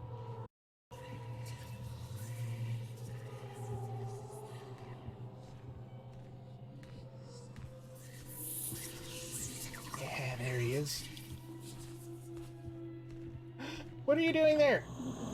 You got caught by the staff. Now you're back in the real world. There are 8 more patients, though. If you find another toy and bring it to the right place, you can go back into the past. But don't break all the toys, or you'll have to go into the past as your real self. If you go to the Hall of Records, you can read about all the patients. Thankfully, we had the forethought to pick up every single toy that's available. Except the mask, actually. I didn't pick up the mask. Busy with college stuff. That's good.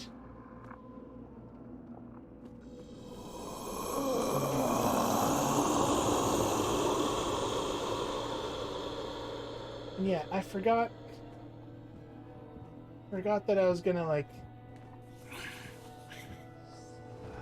message you to remind you that we're doing this again.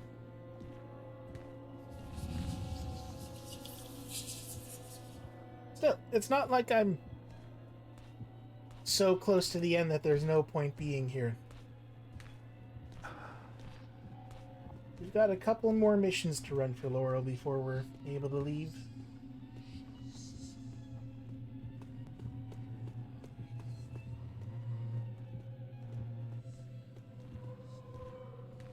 There you are, you bastard.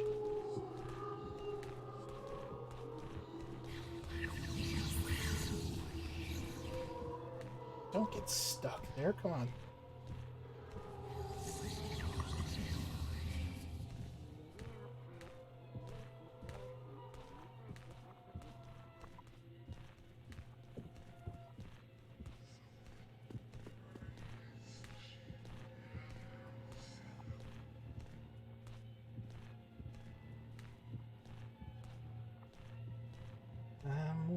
touching you. Ooh, dear.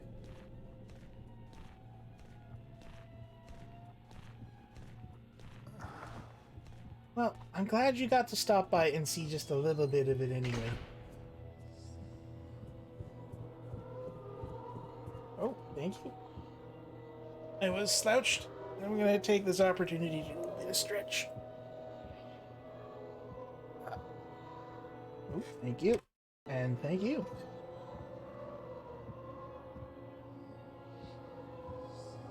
Good luck on your CAs, dude. Hopefully you're nearly finished the one you have started and you can just get straight into the second one. Oh, and thank you for the sheep bit. Oh, it's so cute. Look at it go. Oh, that's my favorite. I love that. Thank you, Elidos. Stop by the next time you have time. It's lovely chatting with you. You did it! The Cradle can't remember me anymore. We can leave now. Meet me in the lobby. I'll show you the way out. Alright, Laurel. I'm sure this will work fine. Also, look at this. The chair's empty now. She's not in the painting anymore.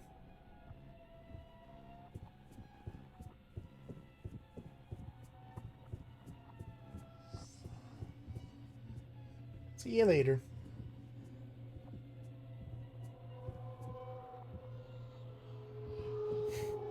We can leave now?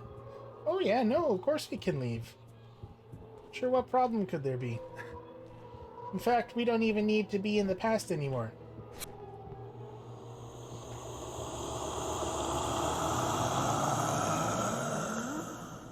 Hate the noise it makes, though. Alright, Laurel, lead the way. Let's escape. And I'm so glad we managed to do all of this in just about 2 hours. That's perfect.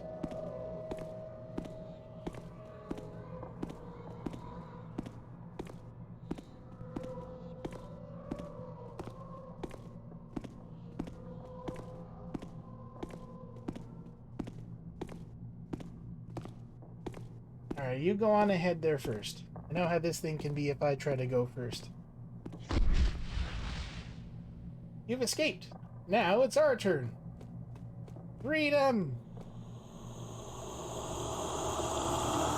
Oh no, you can't leave, can you? I know why.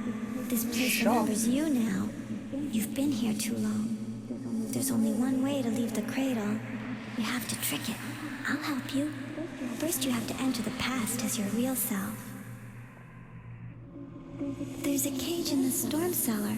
You have to go inside it and close the door. Then you'll enter the Cradle's memories as your real self. But you can't let the staff find you. If they catch you this time, you'll be dead forever. You know what? She did a little. I mean, it's not her fault, but the fact that we spent so long here is kinda her fault. Well, no matter. I mean, yeah, sure, that way is blocked, but we can just leave the way we came in, right?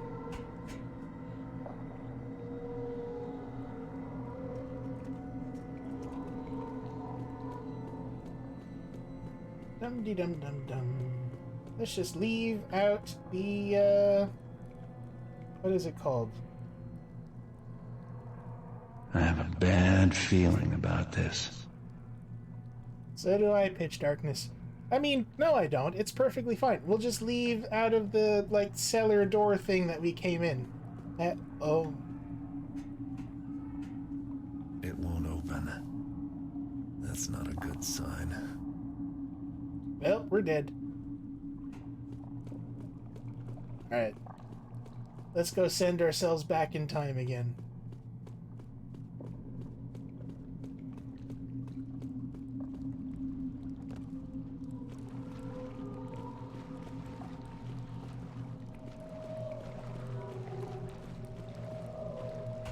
I swear there's like a terrible enemy placement when we do this as well.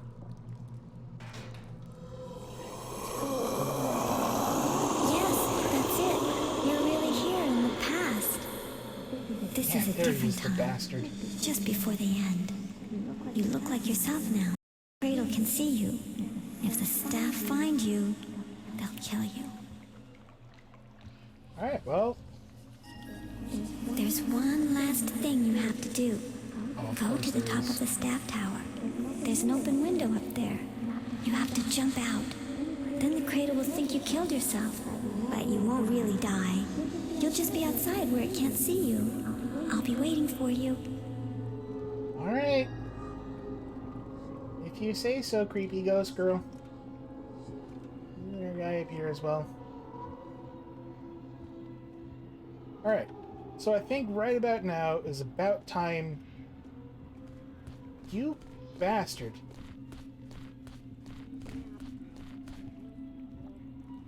I knew you were there. Let's break line of sight with you for a minute. Alright. Now is probably the best time to go over... Oh, you can still see me. Okay, hold on. There, how's that?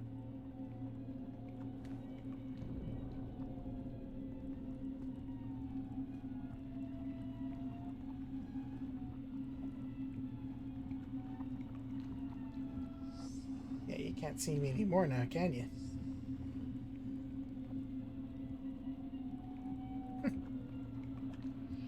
Alright. Let's go over the current theory of what exactly happened in this place. So, it all starts when Laurel is murdered. Right before then, like days or even hours before she gets killed, she had her portrait painted by the guy that goes up to the observatory with the telescope. Now, he seems quite violent, and I believe there is some little note saying that he attacks people if they don't sit still. She sat still, so she was like his best model. Like the only one that was ever good enough. So, she gets killed. He is not happy about that. Steals her nightgown, hides it in his cell, and gets blamed for her murder. The hospital staff were saying they're going to start lobotomizing their most troublesome patients, and he was probably going to be one of the first. Now, the other patients probably didn't take very kindly to this, especially their de facto leader, King No One, who probably incited a riot. That guy's just gonna pace back and forth up there, isn't he? Oh, did I get everything?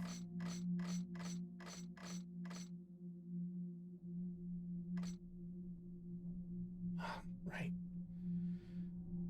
Okay, the silver surgical kit. I need to go back and get that. Alright, so we'll head up the other way. Yeah, so King No One, the patient in cell number 1, probably incited a riot. And while everyone was out fighting, the staff locked themselves into their tower,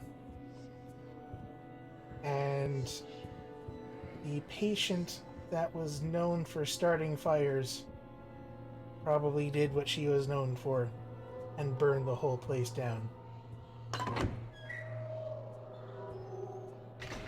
At least that seems to be the way it went. Right, you still move. I forgot.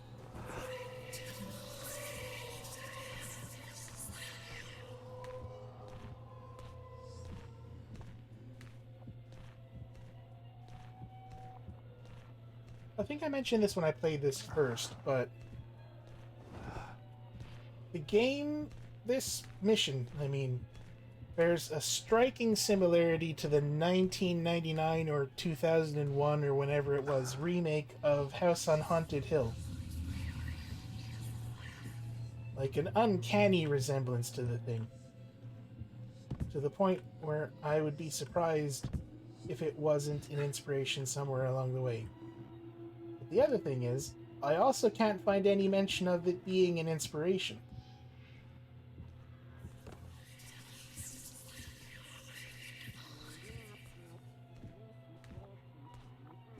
Which I can't say I blame Jordan for that. The remake of House on Haunted Hill isn't exactly high cinema. So he can kind of be forgiven for focusing more on the other things that definitely inspired this, which is just every horror movie ever, and specifically Jacob's Ladder in some places.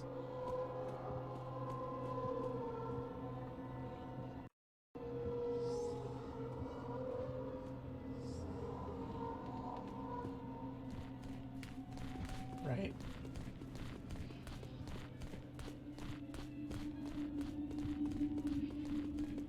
You're so speedy. Hey bud, how you doing? Son of a... There we go.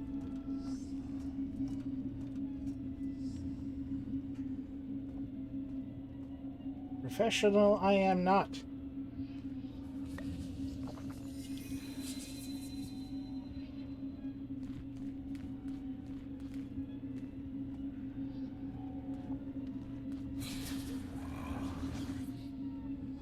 I mean, I better not be, otherwise I have to go back into the cellar and bring myself back to the present. I think this is right before everything went down. So the silver surgical tools should be here, because they were prepping to do the lobotomy on the guy.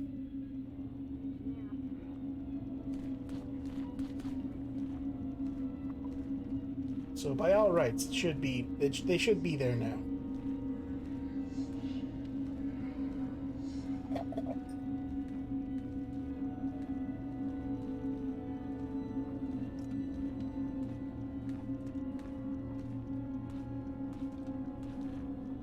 At least that's what I'm telling myself. Then I want to have to go back to the cellar and unfuture me.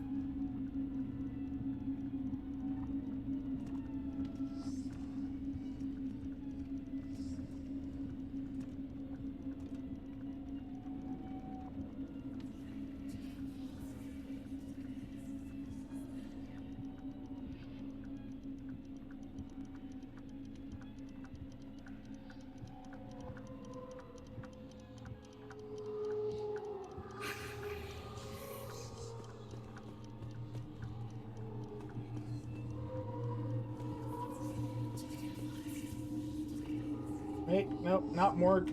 Up, up, up, up.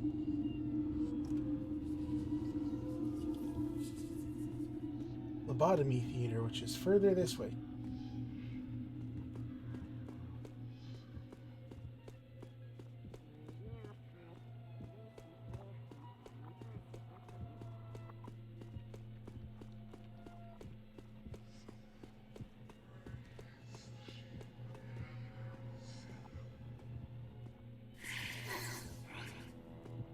Crap.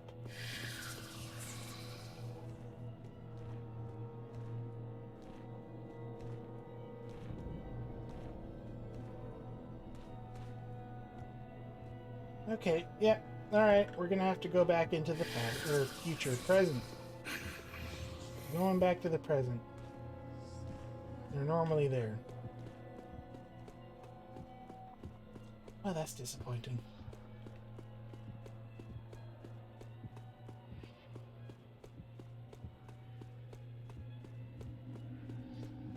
Exceedingly nope. There's a backwards voice that's part of the ambience. As far as I can remember, it's Laurel saying, "You did it. You're really in the past." Hey, jerk.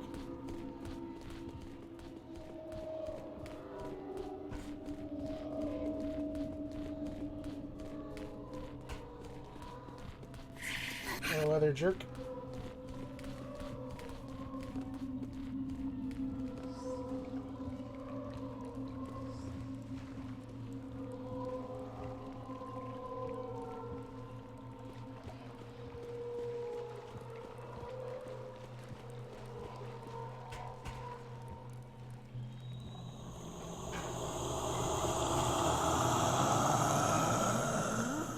Alright. And then back.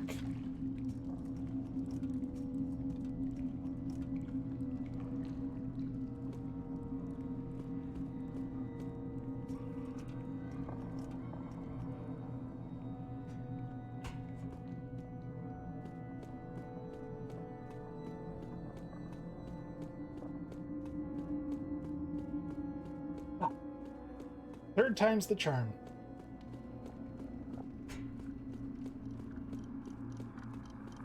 Stephen Russell is just god tier voice actor.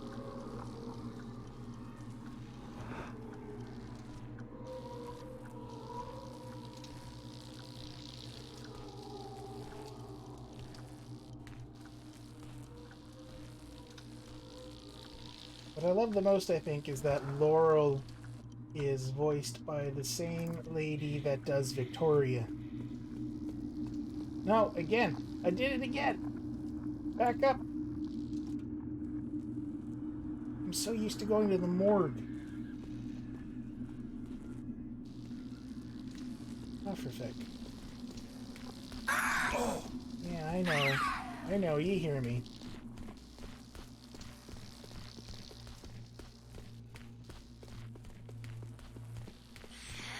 Hey, bud, how's it going?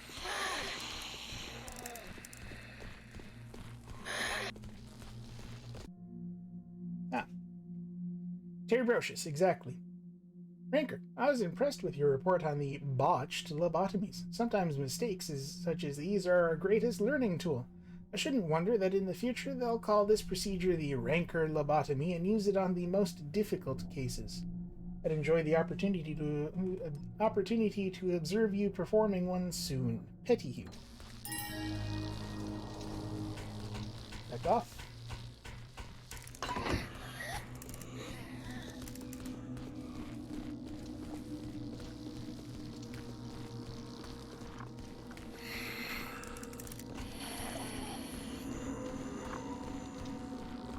So weird having them follow me as far as here.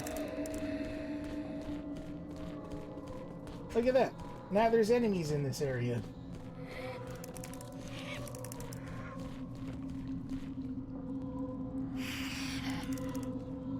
Terry Brocious, of course, was also she was one of the lead writers on this. One of the lead programmers as well on this, I think. Because she was at least in the first two games.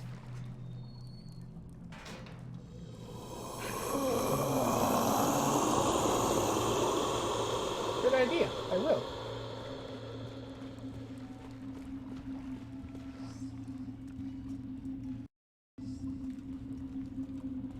Yes, exactly. Programmer, writer, voice actor. She did the storyboarding for the... It really was. It's almost kind of unfair how talented everyone was.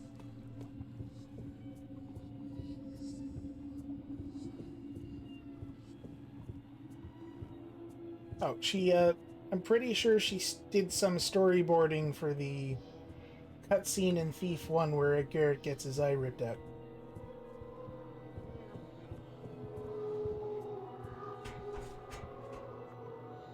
No, we won't go that way.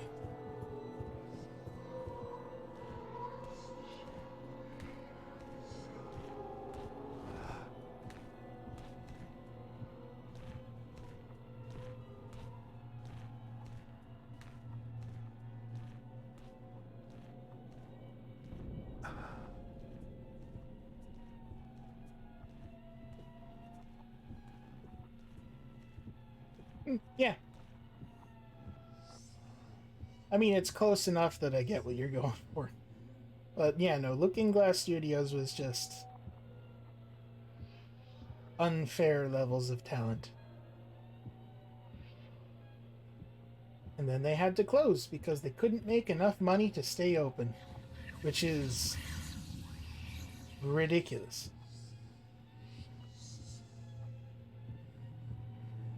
I think my favorite one...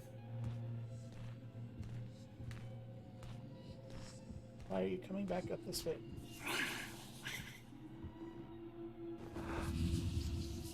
What is my favorite one? I think my favorite one is the last one in Thief 2.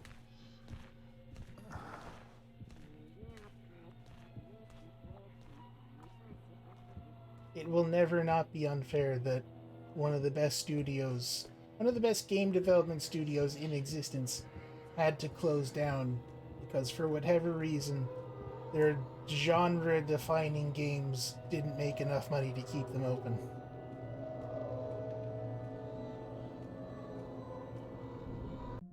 You gotta know something's wrong with the system when that happens.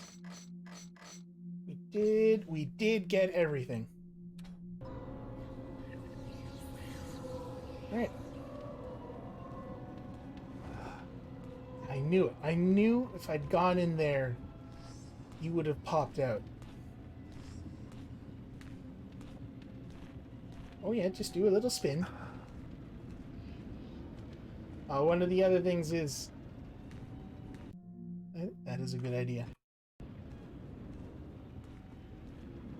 So there's that chair set up that's looking directly at the fire here.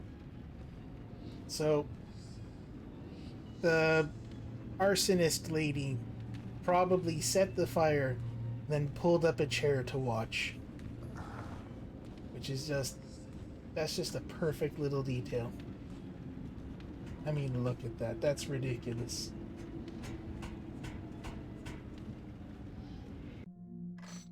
How much loot did we get? 97. Never remember what one little bit I forget.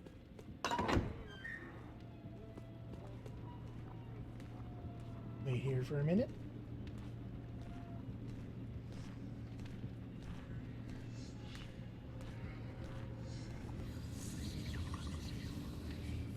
Pretty sure there's a note or two around here. Yes, the screams of the damned. How beautiful. Ah, here we go. Case number 1. E. Postal. Patient history. Entry 1. Subject arrived via City Watch escort. Perpetrator of the infamous Tallow Man murders. Deemed unfit to stand trial. Wears wax mask to cover extreme facial deformities. Admitted for observation and treatment. Dr. Sandbridge. Entry 2. Sedatives and electrical treatments ineffective. Possesses a cunning intelligence, extremely dangerous. Refuses to answer to own name. Other patients taken to calling him King No One, natural leader. Recommend be kept in Seclusion Chamber. Entry 3. Tricked nursing staff into taking his medications. Nurse Sorrel dead. Nurse Lovewell remains in sick ward. We were unable to reach her before he disfigured her face. Where did he get the wax? So we can kind of assume that it was his idea.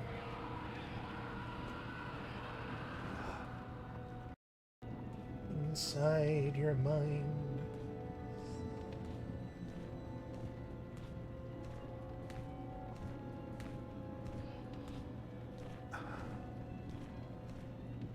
Nighttime sharpens, lightens each and...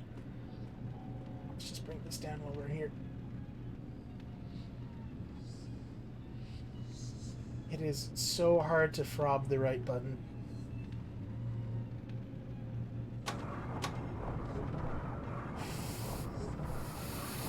Every time.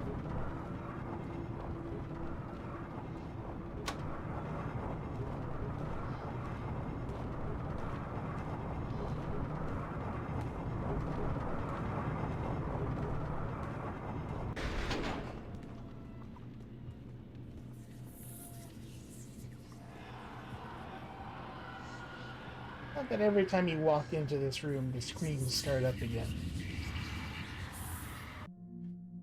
we go. Patient number 2. Entry 1. Subject brought in by City Watch for observation. Found by officers eating a meal of questionable origin. Dr. Hanscombe to take the case. Entry 2. Experimental treatments going poorly. Cure unlikely. Subject allowed to move around the hospital with escort. Recommended he be kept well fed at all times. Favorite area is the meal hall. May be allowed there as a reward for good behavior. Patient must not have access to metal utensils, especially knives. Blunt utensils only. Also, remind staff to discourage other patients from using the gourmet nickname. Certainly it's gourmand. Oh well.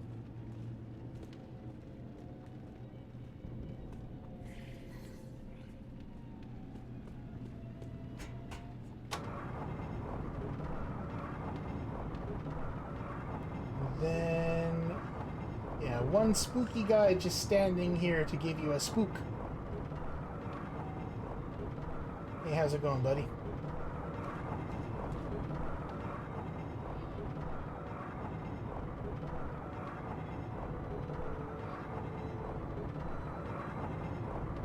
I don't think they needed to build their tower this high. It seems excessive. What if they need to get down somewhere in a hurry?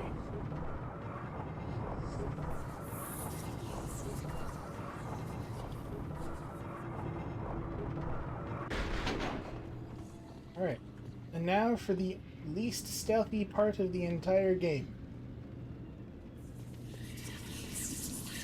Whoop. Whoop. Whoop. Haha! I finally managed to escape from that place, but I think I'm out of my depth here. I saw an old portrait of a girl who looks just like that keeper translator, but how can that be? I only found traces of the hag. I don't think she's been there since Drept saw her all those years ago, so I'm left with questions, and the vial of blood the ghost had me steal. The ghost is beckoning. I think I'd better follow. This isn't over yet. Now, the real question is, do we call it there? Or do we continue on a little bit and see the cutscene that we get after we follow Laurel around? I'm gonna leave that up to you guys. Won't call like an official vote or anything, just like, if anyone has any strong opinions, let me know. I'm gonna continue anyway, but then I'll just...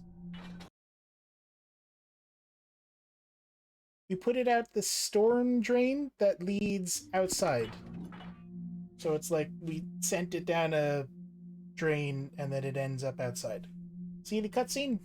Sure, might as well. Alright, Laura, lead the way. We made it out of the cradle. Follow me. I'll take you to the place she buried me. Bring my blood with you. See you later, Benny. You're doing great. I saw something back there. Kinda hard to explain.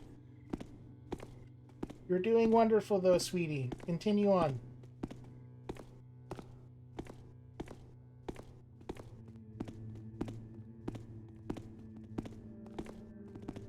It's not me you want.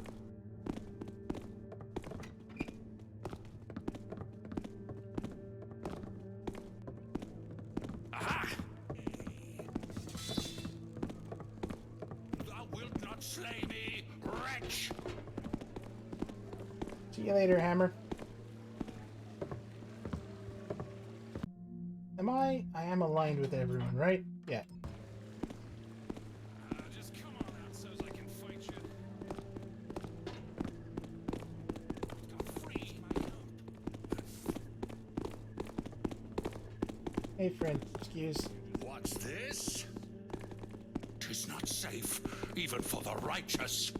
Oh, I wouldn't run over there. That's where she's going. Hey, bud. You doing okay? Oh, you're not doing okay. Builder! Grant me speed.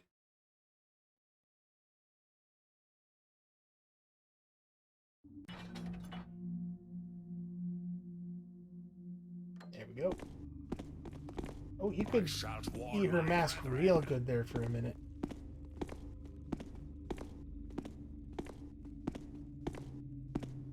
Oh yeah, now that I didn't kill anything back there, I have all of the flash bombs I need to take care of the zombies that are down here.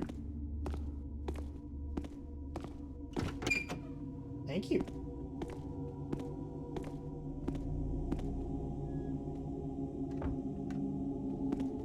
Of course, the ones down here are the perfectly normal style of zombie that everyone is familiar with, and are more of a common pest than a supernatural existential threat.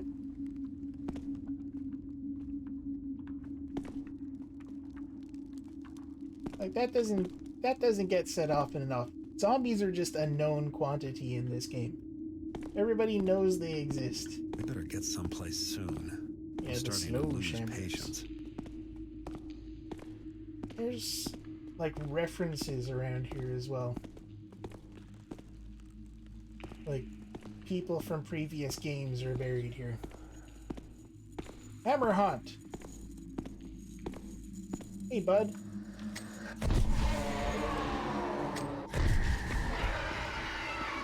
He did the... Oops, I missed.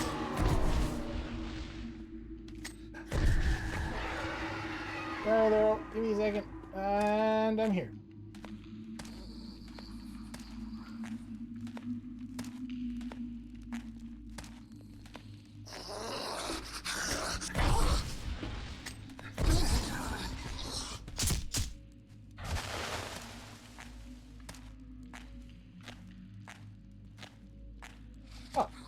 Morrissey Lander is the architect of the Trailbridge Cradle. He's the guy that made the damn thing. Secret door. Quick save. And cutscene.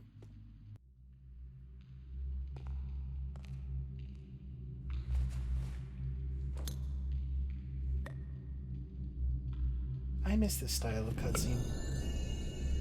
I wish more games did it. Let the Book of Names record that on this day did Translator Gamal take the name of Interpreter Gamal and begin to read the prophecies. Let her eyes open to read and to see. Let her tongue speak the words of the glyphs. I shall see the unseen. I shall speak the truth.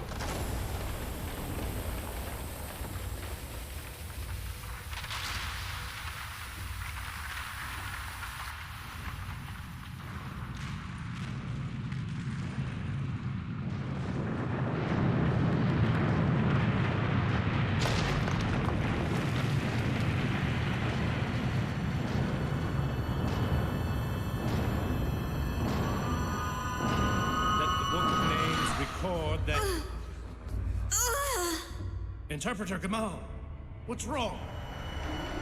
Oh, look.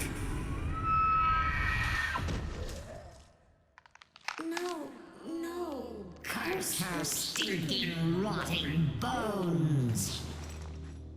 You think you can snare me, trap me with your secrets? I am secret, kept for decades. You scratch out glyphs and think you have them, but I wear them, drink them, breathe them, know them far better than you.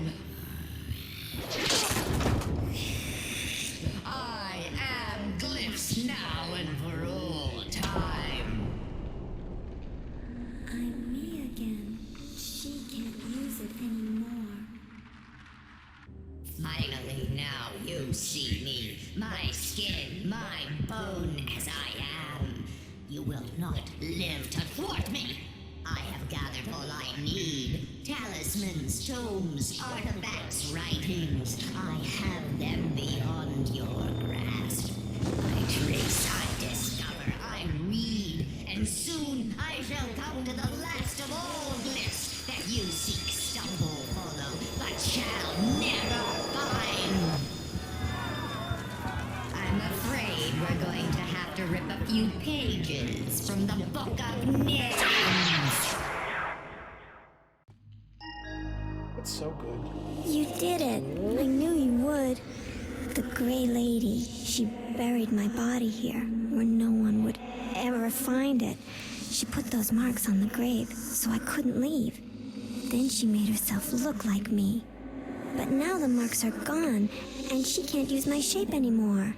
And I'm finally free. Oh, I have to go. Thank you. Thank you. Goodbye. Bye, Laurel. How did she make this entire space just for one little team? Well, I presume she put this here because she could, I don't know, use it as defense or something. Alright, well. That's that then. That's the Cradle. Best level in this game. One of the best horror levels in any games in general. All wrapped up nice and tidy. I had a blast doing that. I love this level. I could go on about it for hours. And I did. 2.5, specifically. Alright. Well, that's it for me for today anyway. Thanks everybody for coming. Hope you had a wonderful Halloween, which, as we all know, is a feeling that you keep inside your heart and not just one day a year. That'll be it for the Halloween stuff anyway. I'll probably still be playing a horror game next, and then moving on to, I'm thinking, Filcher, which is a thief-inspired game that came out in, late September, early October, but I had a packed schedule and couldn't get to it until now. It looks really good, though. It's all retro style. And at some point we should be getting Gloomwood coming out.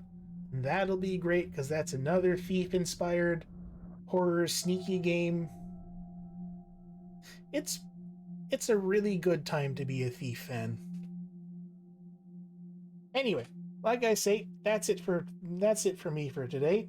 Thanks everybody for coming, and I will see you all the next time I stream, which will be...